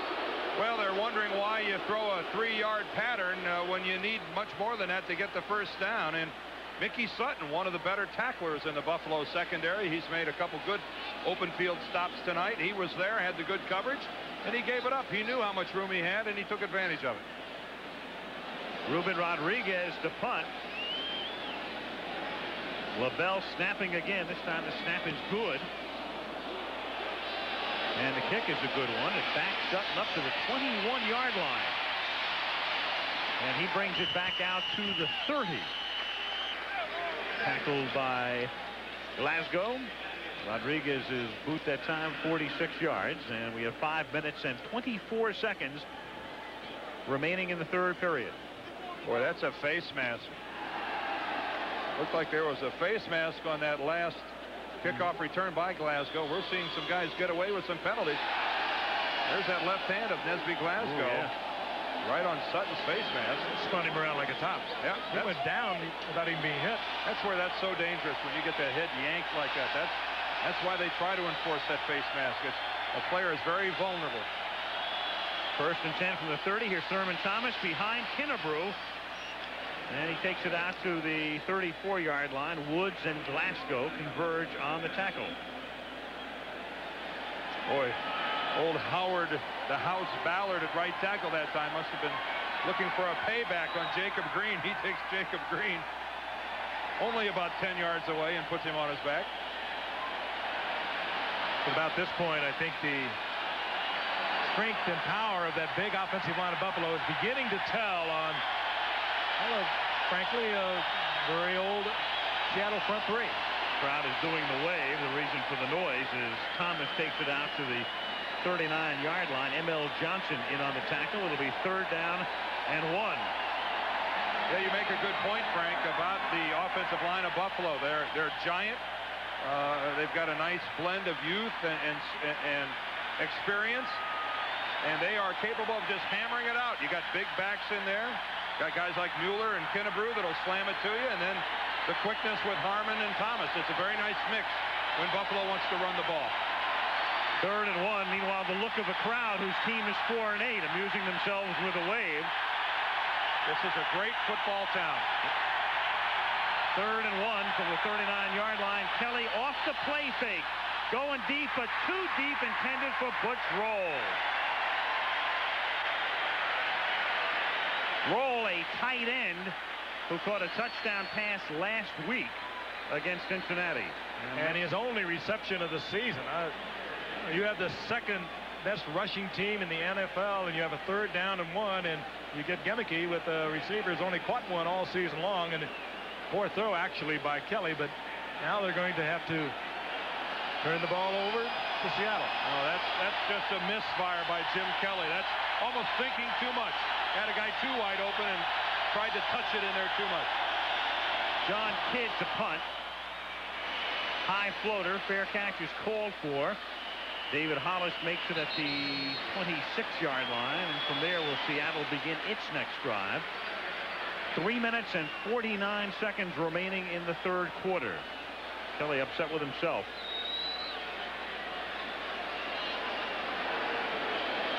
A reminder against Saturday. College basketball, great doubleheader for you. Duke against Michigan starts it off. That's the first half of it at 2 o'clock Eastern time, 11 in the morning Pacific. And then Dean Smith and the North Carolina Tar Heels against Iowa at 4 o'clock. Dr. Tom Davis in Iowa. From the 26-yard line, Kurt Warner spinning but going nowhere. Bruce Smith is there to make sure it's a minimal gain, and the Bluebirds are out again. Every time Chuck Knox keeps the ball on the ground, as anyone who follows this game knows that he is prone to do, this crowd's going to boo. I think it's a combination of things. They want to see a little air display with them trailing by 6 points. I think the Steve Largent story comes into play here as well. This crowd would like to see Steve Largent get that 100th touchdown reception. Not to mention, we'd like to see it. 2nd and 8. Krieg throws, and it is Blades making the catch, and he has a 1st down. Kirby Jackson covering on the play. 1st down at the 37-yard line. And not all that bad of coverage. And Krieg, even though he's not big, 6'1", 190-pounder, he can put the zip on it. He had a real frozen rope out there this time to Blades, and he put it just about the only place he could to get the completion. Well, that's beautiful work by Blades, getting both of those forearms down on the field to make sure that ball can't hit scooping it the up. turf. Bruce Smith once again trying to fight double teaming on the other side. Boy, you got to be patient to be a defensive end as good as he is and get tagged by 2 or 3 people every time. 1st down Seattle at the 38. Krieg under some pressure and throws it out of bounds, intended for Largent, and the pressure coming in the form of number 78 for a change, Bruce Smith. Again, 2 men on Bruce Smith, and he still was able to get very close to Krieg before he could release it. That's a problem where your back hurts a tackle more than he helps him. It's Kurt Warner trying to help Andy Heck, but watch what happens. Warner gets in the way, and Heck can't really deliver a blow to Bruce Smith. Warner's he's absorbing more than anything else, and that was a situation where Kurt would have been better to duck up to the inside and let Heck go ahead and stay one-on-one with Bruce Smith. I mean, you give him an A for effort, but that's a little bit of a mismatch. Kurt Warner trying to block Bruce Smith. 2nd and 10. Draw to Williams, and that doesn't fool anybody. The whole middle of the line, led by Fred Smerlis, stopping that effort and setting up a 3rd down and about 8. 2 minutes to play in the 3rd quarter. Coming into the game, we mentioned Seattle averaging 3.6 yards a rush. Tonight, 1.9. League average is exactly 4.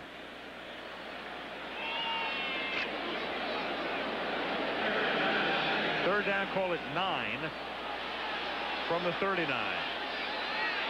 4 receivers. Krieg out of the shotgun. Blades in motion. 4-man rush. And going deep and dropped at the 35-yard line. Steve Largent was there, and Nate Odoms was covering. Brilliant pass by Krieg to get it in there, and that one, Largent, of course, he knows better than anyone. He should have had that, and he would have had the 1st down. Good effort by Krieg. The coverage was not bad on Largent. 4 wide receivers. You get the man-for-man coverage. Odoms locked on there, number 37, and Krieg put it exactly where he had to put it. Well, you don't see that very often. That ball is just perfectly thrown, and that's just a drop, plain and simple. Steve Largent dropped the ball. Rodriguez to kick. Sutton sets up at his own 20. And a flag goes down as Rodriguez gets decked. Fair catch at the 21-yard line, but a penalty flag is down. It was John Hagee who came flying through and made the contact with Rodriguez. Rodriguez gave it to Stanislavski there, too. Well, now it's going to be critical. Is this running into the kicker, or is this roughing the kicker? Running into the kicker will only be 5 yards, and that won't be good for a 1st down. If it's roughing the kicker, that'll be good for a 1st down for Seattle. Again, there's 2 different classifications here.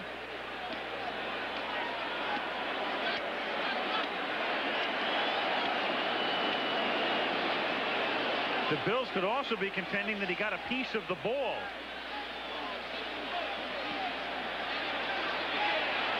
Well, they're going to call that the 15-yard variety. That's roughing the kicker, the personal foul kind. And that's going to be a Seattle 1st down. That's a judgment call by the official.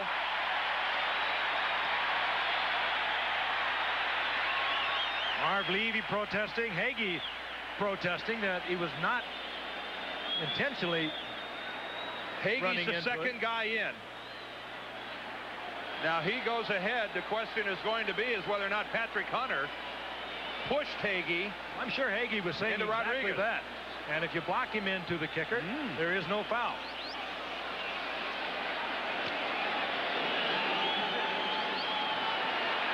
Well, that is certainly the contention of Marv Levy and the Bills team, was that Hagee was run into the kicker. So the Bills steaming, but the Seahawks get a huge break, and from the 46-yard line they try to capitalize, and Williams makes the catch. Bentley with the tackle at the 41-yard line after a gain of about 5. Why don't we go back and take another look at that? As you look at this, keep in mind now that Hagee is the 2nd man in. He's the 2nd man in from the outside, and that's Patrick Hunter, number 27, who makes contact with him.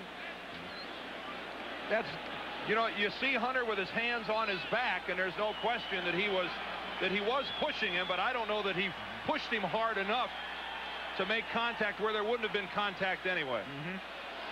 I agree with that assessment. As Smith starts to come across, was he drawn or not is the question. I mean, when you looked at that thing the last time, I don't think you could say that Hunter threw Hagee into the kicker, into Rodriguez. I don't think that was the case. He looks like he's going to get there anyway. Exactly.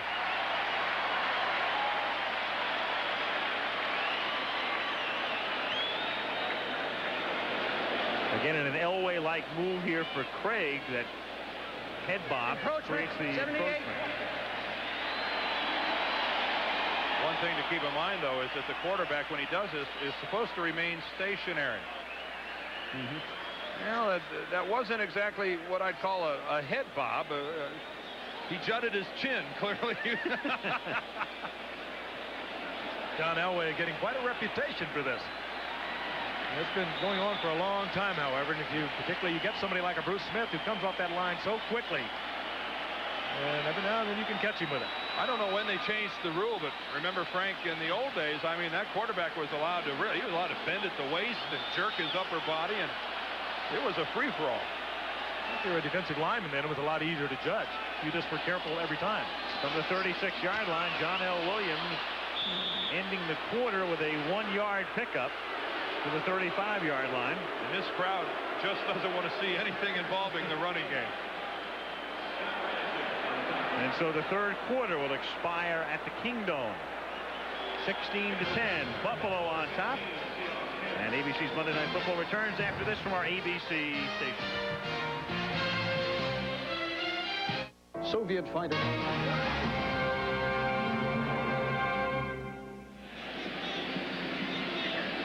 What do you think? Best Monday night game of the 70s? Well, the majority of you now think it's Oakland against Buffalo in '74. Ahmad Rashad has all his NBC colleagues. Right, dialing furiously. I bet. Yep. The Boz, still with a couple years left on his $1 million plus a year contract, and very iffy as to whether or not he'll ever play again in this league. Multiple shoulder troubles. 2nd and 9 as we start the fourth quarter. And the catch is made by Brian Blades at the 25-yard line, and that should be enough for a first down. Ray Bentley in on the tackle. So the Seahawks trying to keep this drive alive thanks to that roughing the kicker penalty. Talked about the read between the quarterback and the receiver. There's a good shot of it from the end zone as Blades comes down. He reads the zone. As Craig reads it, finds a little opening, and Craig fires it in. Blades has caught 5 tonight. There it is, the 66 yards. And the 66 for the season for him. 1st and 10 at the 25. Seattle trailing by 6. Lofted for Blades. He stretches out, but too far. He's gotten behind Kirby Jackson, but couldn't make the play. 2nd down. Keep in mind, this is a Buffalo defense without Shane Conlon. He's out for the balance of the game because of a bad ankle. Cornelius Bennett didn't even suit up because of the bad knee. This is not the Buffalo defense you've been used to seeing, but I tell you one thing they are getting tonight, and that is excellent play by their secondary. Jackson again with good coverage there. That would have had to have been an absolutely perfectly thrown ball. Hey, he forces Craig to go up and over with it because he's close enough on the underneath side. 2nd and 10 at the Buffalo 25.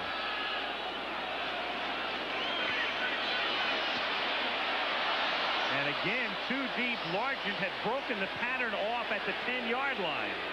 Now the reason he did, because Nate Odoms, just like his counterpart Kirby Jackson on the other side, played him absolutely perfectly man for man. Banged him coming off. Largent was going to take it into the corner of the end zone. He's in a kind of a squat there, but that's the characteristic of Odoms. He is total concentration on Largent. It looks like Lester Hayes when he gets down in that crouch. He forces Largent to break that off at less of an angle than he wanted to. And of course, again, Craig reading and knowing the pattern that should have been run, throws it into the end zone incomplete. Outstanding by Nate Odoms. 3rd and 10, 4 receivers out of the shotgun here. Craig pressured and sacked at the 34-yard line, and that may take him out of field goal range or close to it. Darryl Talley gets credit for the sack. That's a sack a veteran quarterback just can't take. That is a sack knocking your team out of field goal range that a veteran quarterback like Dave Craig just can't take. It's 3rd down. You know you're not going to get another shot at it. You have got to throw it out of bounds. Got one of the big kickers around. He's had some big ones in his time.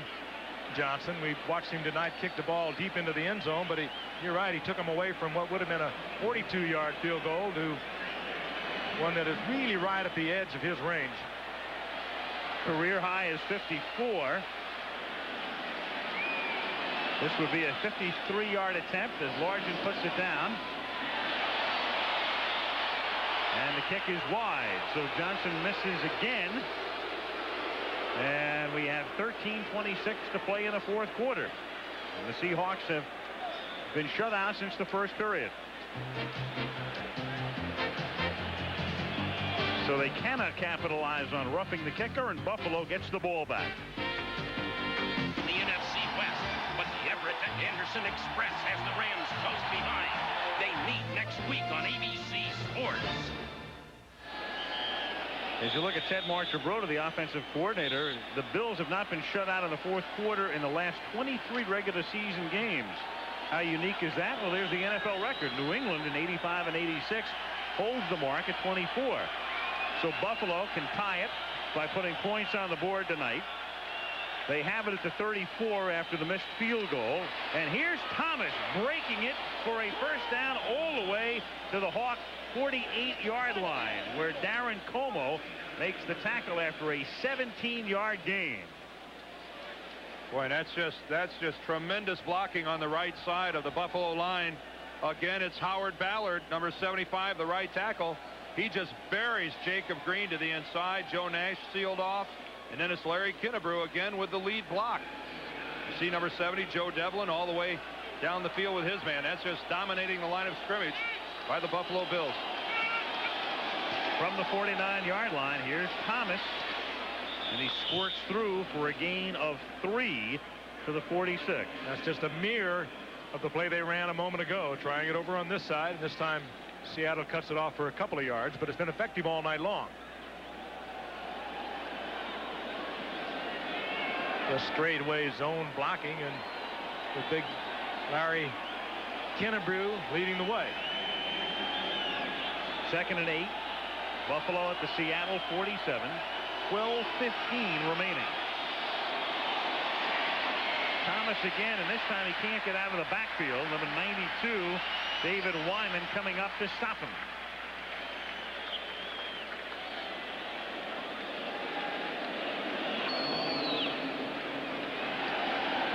It'll be 3rd down and 9 for the Bills at the 48-yard line. Next week, Buffalo home against New Orleans, and that's their final home game. They close the year on the road at San Francisco in week 15, and then at the Jets. Seattle goes to Cincinnati next Sunday. Kelly out of the gun on 3rd and 9.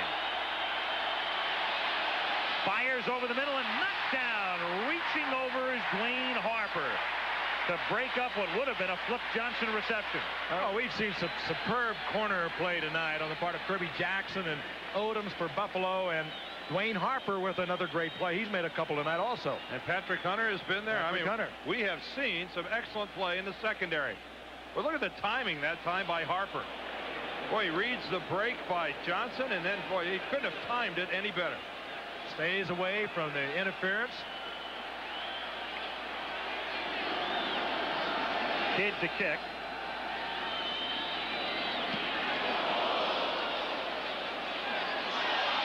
At the 12-yard line, Hollis, and he pays the price, really does, as he gets out to the 19. Jamie Mueller down to make the stop at the 19-yard line with 11:18, and Mueller pays the price as well.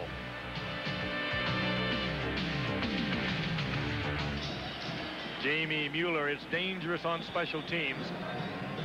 Got his leg underneath him and was hammered backwards, and he did walk off the field, but it was a vicious twist. And they're looking at Jamie Mueller's left knee. Seattle has the ball at its own 20. 11:18 to play. Buffalo ahead by 6. Krieg swings it to John L. Williams, and he is tackled out of the 24-yard line by Scott Radisek, a gain of about 4. If you're a little squeamish, cast an eye another direction for a minute here, but we're going to take this chance to show you what happened to Jamie Mueller. Now here's Mueller right there, 30. Now watch his left leg as it gets pinned clear underneath him, and he is bent right over backwards, and of course that left leg is still pinned. He walked off by himself, and we can only hope that he's a flexible young man, because he was forced to prove it there. 2nd and 6 from the 24-yard line, and here's Warner, and Warner gets it out to the 31, and that's a first down for the Seahawks.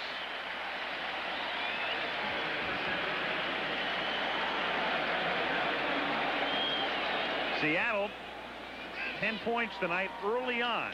Shut down since. Bills got 10 in the second quarter. 2 Norwood field goals in the third as Mueller continues to walk it off. Well, he's lucky. I mean, now you also don't assume right now that he's fine. A lot of times you'll be injured and your leg just goes numb, and it's a day or two later until you're aware of how badly you've been injured. Muscles are stretched out. You're warm. You can do a lot of things in that condition. A little later, it really tells. First and 10 from the 31-yard line, and that's John L. Williams. Stopped by Leonard Smith out of the 36. That's a 5-yard gain, and it'll be 2nd and 5. Good move by John L. Face to the sidelines. Could have easily just stepped out of bounds and not taken the big hit. Instead tries to spin back to the inside and pick up a couple more yards for his club. That's the kind of a move you'd expect to see from a player whose team is 8-4. Sometimes on a team that's 4-8, you don't see that kind of effort. 2nd and 5 from the 36.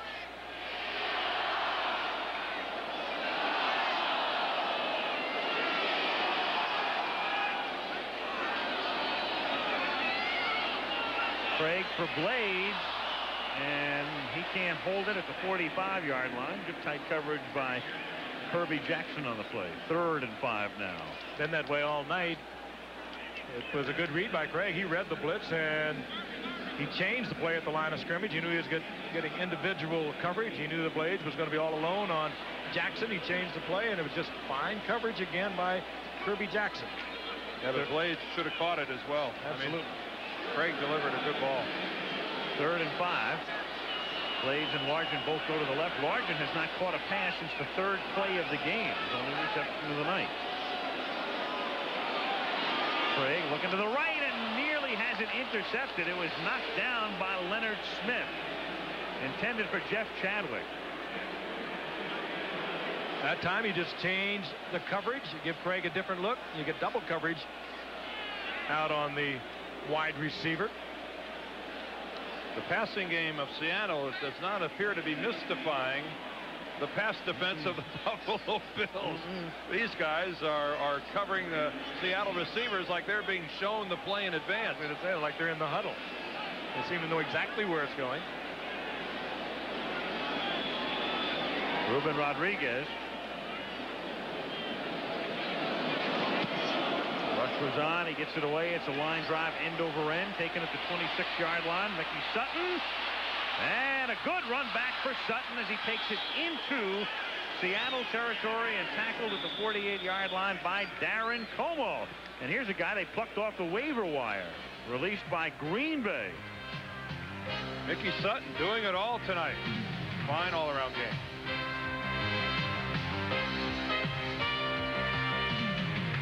You're our boxing expert.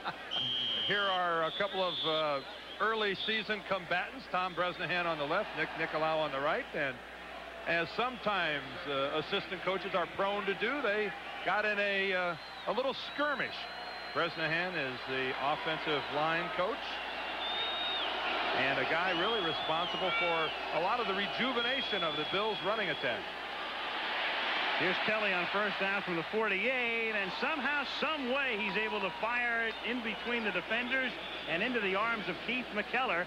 And we have an injured Seahawk back at the 43-yard line. And that is Tony Woods, the outside linebacker. I think he twisted his leg somehow, trying to dance around the pile. They immediately start to take a look at the left knee. There he is, number 57. Ooh, and he catches his left knee right there. He throws it out in front and runs it up against Kent Hull, the Buffalo center. A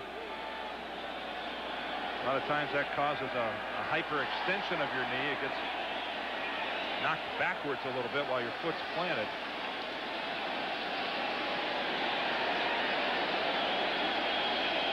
Tony Woods, #1 draft choice to the Seahawks back in '87. Another one of their fine young players, only a third-year guy out of Pitt.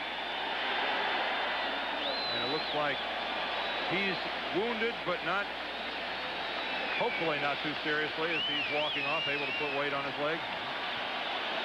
Meanwhile, a great play by McKellar, the tight end, who very high on in Buffalo, 9th round draft pick in '87, and he gets it inside Seattle's 30-yard line. Good catch and a good effort in running the football by the big man, 6'4", 245-pounder. That's standard now for tight ends. Joe Kane comes into the game for the moment, replacing the injured Woods. There are the numbers on Kelly. Not too pretty, but he has the lead. And he has a 1st and 10 at the 29-yard line. And it's Larry Kinnebrew taking it to the 25 for a gain of about 4. And we have 8 minutes to play. A reminder, Sunday on ABC Sports, a special tennis event. 4 top American stars play not only to win money, but to keep from losing it. Agassi, Connors, Chang, and Gilbert in the ITT Stakes match Sunday, 4 Eastern, 3 Central, and Pacific. Tennis for you this Sunday here on ABC. That's what we need. I think we ought to take that concept into all sports. The loser's got to come up with some cash. There's Tony Woods back in the ball game. 2nd down and 6 at the 25-yard line. Thurman Thomas finds no opening that time, wrapped up by Jacob Green and Jeff Bryant, among others. The 7:20 now remaining. Well, the way Seattle has been moving the ball offensively, especially here in the second half, even a field goal by Buffalo at this point in time looks huge, as it would give Buffalo a 9-point lead, and Chuck Knox knows it. And of course, Jim Kelly well aware of that too. He may well put the ball up in the air, but he'll be very careful with it. He won't try to force anything, and he'll try to avoid the sack at all costs too. On 3rd and 6, Thomas escapes one man, but that's all. Stopped at the 30-yard line by Jefferson after the play was in effect stopped by Jacob Green, and that's 1 out of 11 on 3rd down for Buffalo tonight. Might as well have been a sack. Again, a 3rd down play that loses yardage, and Buffalo this time returning the favor, although they won't force quite as long a field goal. There is Jacob Green. Slows down. Thomas doesn't make the tackle. Jefferson comes in and wipes it up. 48-yard attempt for Norwood, trying to give Buffalo a 9-point edge.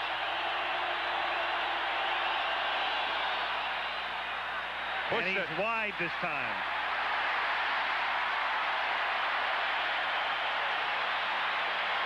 Seahawks are still alive. And they take over through the line of scrimmage, and that's out over the 30-yard line. And Chuck Knox is a man who's been around a long time. 5 years with the Rams, 5 more with Buffalo. Now in his 7th with Seattle. He has never had a 5-game losing streak, but he's on the edge right now. Chuck Knox, one of the game's great coaches. You know, his philosophy is simple. Run the ball, play it close to the vest offensively. Don't put your defense in a compromising position, and it's paid off, as that graphic shows you. When you play that style of football, you're not prone to lose very often. From the 30-yard line on 1st down, Krieg, and the catch is made on the run by Warner. Great pass. And Warner, skirting the sidelines, takes it out to the 49-yard line. You know, the last couple of plays we've seen by Dave Krieg are kind of the essence of his entire career in the league. Taking a sack on a critical 3rd down that forces your team out of field goal range, and yet at the same time capable of throwing just brilliant passes like that sideline toss to Kurt Warner. I mean, that is as beautiful a pass as you will ever see. Well, the last time we saw Krieg on a Monday night, he was as beautiful as a quarterback gets. 5 touchdown passes against the Raiders last year. From the 49, looking for Largent. And Steve can't get there, and again, he was covered like that proverbial blanket by Kirby Jackson. For Jackson, this is a good way to get to Honolulu. He has had an all-pro night. Not only covering Steve Largent, but also taking on Brian Blades, and this is picture perfect once again, and you force Largent outside You're just right on the fringe of the rules, but you force Largent outside where he has no path through the ball and avoid the flag. My question is this, Frank. Who in the Seattle passing attack thinks that Steve Largent is going to run by Kirby Jackson on a fly pattern? Steve Largent is not that type of receiver. He doesn't have that kind of speed. That's a pattern that's not going to work. 2nd and 10. And Krieg lofting it for Williams. He's inside the 20. He's inside the 10. John L. Williams, touchdown.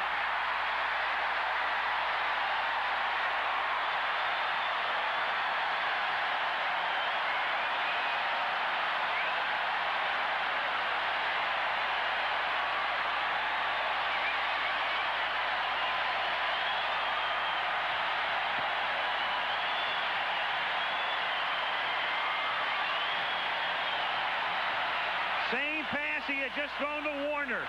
The same touch, chased out of the pocket, and it's not that easy. Dave Krieg scrambling away from the pass rushing pressure, and to put this right in stride with Williams, well, it looks awfully simple, but it is awfully difficult. Boy, look at the block downfield by Brian Blades. He makes the block on Kelso that allows Williams to cut back to the middle. Longest play of the season for Seattle. Extra point by Johnson gives the Hawks the lead again. Dave Krieg fighting for time. Look how he buys it. Sends John L. Williams downfield, points him out. And now watch at the conclusion of this play. When Williams will make his cut to our right here comes Brian Blades, knocks Kelso out of the way, and the rest is John L. And right now, Marv Levy has to be sick to his stomach. Again, Bruce Smith forcing Krieg out. And right on stride. I mean, he did everything to catch the ball for Williams. And a great look. Good work, guys, on the cameras. There's the block by Blades. Williams holding it together, getting it in the end zone. How does Williams keep from going out of bounds there at about the 3 or 4 yard line? I mean, what body control by John L. being able to stay in bound. I mean, this is a big man, 230 pounds. He's got some momentum headed towards that sideline marker, and yet he's able to stay in bounds and lunge into the end zone. So 2 big plays tonight for Seattle after they've gone 3/4 of the season without having a play cover more than 32 yards. Saw Reggie McKenzie there in that last shot. Former great guard for both of these clubs, for both Buffalo and Seattle. Johnson puts it in the air. Little adrenaline in that. Oh, yeah, I was going to say. Looked like that was kicked in Denver. 4 kickoffs tonight and 4 touchbacks for Norm Johnson. There's Big Reggie cheering the crowd on. Of course, great lead blocker for O.J. Simpson. He and Joe DeLamalure forming one of the game's great guard tandems, and then finished his career here for Chuck Knox in Seattle. And, of course, a former partner of mine at Michigan. We played side by side on a pretty good offensive line. Well, I would have to say so. Buffalo at the 20. And for your info, Frank, we lost to USC in the Rose Bowl. I wasn't going to bring that up either. Reed makes the catch. Great spin move. That's the first down and a 16-yard pickup out to the 36-yard line. Andre Reed run out by Eugene Robinson. And again, let's go back to the fact Buffalo has not been shut out in the 4th quarter of a game in the last 23 games. There's a 0 up there right now, and they're down by a point. And boy, you got to look back to that missed field goal that would have given Buffalo a 9-point lead, and Norwood pushed it wide to the right. That, by the way, team out with a lot of confidence, though. At the 36-yard line, here's Thomas, and let's not let the moment pass without acknowledging Andre Reed with that catch now in front of Dubinion and the all-time leading receiver in the history of the Buffalo Bills. And he's put it together in 5 years. 71 last year when he really emerged as a top flight receiver, went to the Pro Bowl, and just having a spectacular year now. Well, it's really indicative of how the game's changed. The reliance so much more today on the passing game. The rules have been changed defensively to make it easier to get open. 2nd and 7. Kelly throws it over the middle to the tight end, McKellar, and he is wrestled down at the 46-yard line, and that's very close to a first down. You see the marker right there at the bottom of the screen, and they may have to measure it. It's that close. Surge took him back inside the 45, but he was out for what appeared to be first down yardage. Somebody forgot to tell McKellar that he's supposed to go down when somebody hits him. He's got 3 Seahawks tugging on him, trying to get him down, and he won't go. Como, Wyman, and M.L. Johnson were all there. Well, that's your prototypical tight end. And a first down for Buffalo. And looking ahead, they have all of their timeouts remaining. 4:27 to go. There's Wyman. In comes M.L. Johnson. Aaron Como. And still McKellar stays. He won't go down.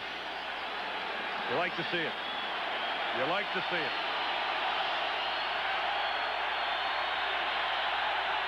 First and 10 at the 46. Kelly to the safety valve. That's Kinnebrew. And Kinnebrew keeps fighting his way, loses the ball. It's loose at the 49-yard line. Seahawks think they have it. No call yet. Nothing yet. Jim Kelly thinks Seattle has it, and he's wrong. Buffalo has it. Oh, now look at Kelly trying to change his mind. Did you see Kelly looking over at his own bench, kind of pointing the other way? Jim Richer is the guy who comes up with the football. Now, there's still some confusion here now. We haven't seen a celebration yet.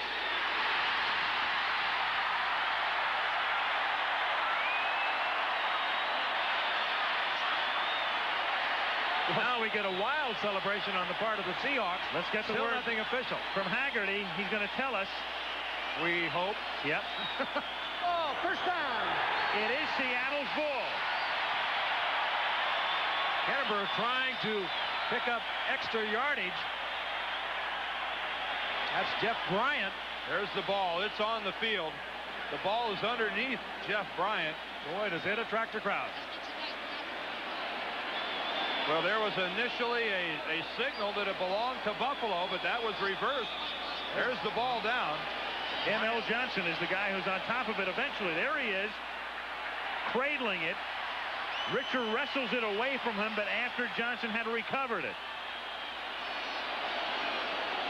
And Seattle has it at the 49-yard line with a tick under 4 minutes to play. And Warner skirting to the outside. And Warner has a first down to the 37-yard line.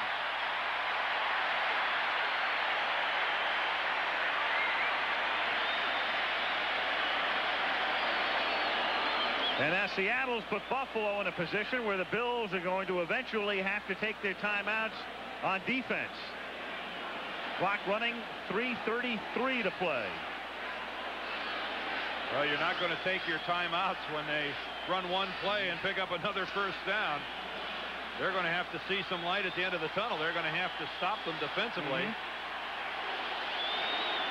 You know, this is why we go ahead and play the games, isn't it? You'd think Buffalo would have walked away with it. Looked that way. And Seattle taking as much time off the clock as they can. John L. Williams. Now Buffalo has to take its timeout. It's first of 3. Meanwhile, Largent, if you joined us late, has not scored a touchdown tonight. He still has 99 career touchdown receptions, but he does have a point. On an errant snap, he's able to pick it up, and this was worth 1. With an assist from the kicker, Norm Johnson, when the ball was snapped low. Largent and Johnson both realized and were in perfect harmony on it. Johnson didn't kick through it, missed the kick. Largent, realizing that Johnson wasn't going to, picked it up and got it in for the conversion. Well, this is the type of situation now, guys, where Buffalo has got to assume that Seattle's going to take the ball, keep it on the ground, use the clock. And this is where a play-action pass has a high degree of success. And that play-action pass, if we lived in a very fairy tale world, would be thrown to Steve Largent. Of course, the people in Buffalo, I don't think, are all that interested in fairy tale endings. That would be a grim ending. No, they like the fairy tale endings more reminiscent of when Jim Kelly ran it in against Miami earlier this year on the last play of the game. That's their version of a fairy tale. 2nd and 10. It is Warner with some room as he cuts it back, and he takes it to the 25, and that's a first down. Finally stopped by Leonard Smith as Warner reverses his direction, finds the open space to the right, and picks up another first down. 2 major efforts by Warner. A moment ago, slashing off the left side. This time he tries to go there again. Nothing happening. It's all stacked up. He brings it back to the right, spins away from Smirlis, number 76. And another first down. And despite that first down, Buffalo is forced to spend another timeout, and they're now down to 1. Meanwhile, one other little footnote on that Largent play we just showed you where he ran it in. This is a 1-point game. Largent running that extra point in is the difference in the game right now. Sure is. Sure is. 17-16 is our score. 2:47 to play, and tonight on Nightline, should there be a system to decide who is or which is the top college football team in the nation? Is it time for a national playoff? That's the subject matter tonight on Nightline, following your late local news. Oh boy, what are those shirts worth? And there's Richie Westline. The guy has given out more autographs tonight than any of us. Richie working the end zone. Next week he'll have his own T-shirt. I don't doubt it. Here's Warner picking up 2, taking it to the 23, and Buffalo spends its final timeout. So the clock will stop once more at the 2-minute warning. Buffalo is out of timeouts. 2:40 to play. I guess most of our viewers didn't recognize Richie without his dog mask on. It's Richie that pulls the duty and works the dog pound. Sam Weish's favorite place. Yeah. Might be after yesterday. Weiss likes Cleveland now. 21-0 Cincinnati. Well, Levy can hardly believe it. I mean, 4 weeks ago they go into Atlanta to play the Falcons and get beat at the end, 30-28. 2 weeks ago they go into New England, heavy favorites in that game, and wind up losing 33-24. Here they come into Seattle, and on the short end again. And Allie has to be thinking back last year when they clinched at the division, the AFC Eastern Division. After 12 games, they had 4 games remaining. 3 of them are on the road. They lost all 3 of them. You really have to admire Chuck Knox, though, the way he's handled this disaster in Seattle, which is what it's been this year. He hasn't lost his cool, hasn't lashed out at his players or the fans. It's been classic. 2nd and 8. Warner, and he wants to stay in bounds, and he just does barely. Stays in bounds as he takes it to the 16-yard line. He's short of the first down by a yard, and that will take us to the 2-minute warning. Bentley gets credit for the tackle. Boy, this is a team that really hasn't had a great deal of success this season running the football, and yet now when they have to, they're just ramming it right down the throat of the Buffalo Bills. I think this is a situation where the absence of Conlon, the absence of Bennett, right now it's not doing Buffalo any favors. They'll look for the first down on 3rd and 1 when we come back after the 2-minute warning.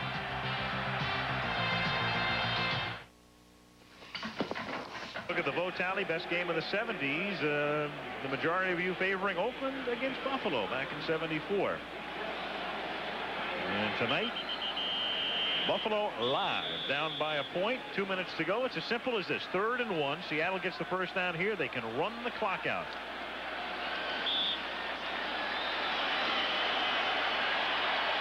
And they come in a tight formation. With Warner the tailback, and on 3rd and 1, it's Kurt Warner picking up the first down, and that will write an end to this one at the 12-yard line. Buffalo cannot stop the clock. Dan touched on it a while ago. The 4-8 ball club, you like to see it in this game. Not that you want to see Buffalo go down, but at 4-8, these guys have played like they were contending for the division. Well, what the crowd would really love here, but there's no way you can do it, I don't imagine, to throw the ball to Largent. No, I think Chuck Knox thinks records are wonderful, but he's more concerned with his one-loss record than he is with Steve Largent's record. They set Largent up. That's Largent as the safety valve at the 22. No, they're not going to do anything with this ball other than sit on it. Fred Smerlas comes across and makes contact. Meanwhile, did Kurt Warner and the running game have it when they needed it? Before this drive, Encroachment. Defense. Before this drive, Warner tonight had picked up 21 yards on 11 carries. And on this money drive, 36 yards on 5 carries. Big night for Kelly. Of course, he's a Travelers Man of the Year for Buffalo. And he's done so many great things for that community. Jim Kelly's End Zone Club, the Kelly for Kids program. He's quite a man. He is a fiery one. He is a Travelers Man. And, of course, the league's Travelers Man will be announced at the Super Bowl. See, one thing Fred Smerlas did there by coming across and taking that penalty was stopping the clock.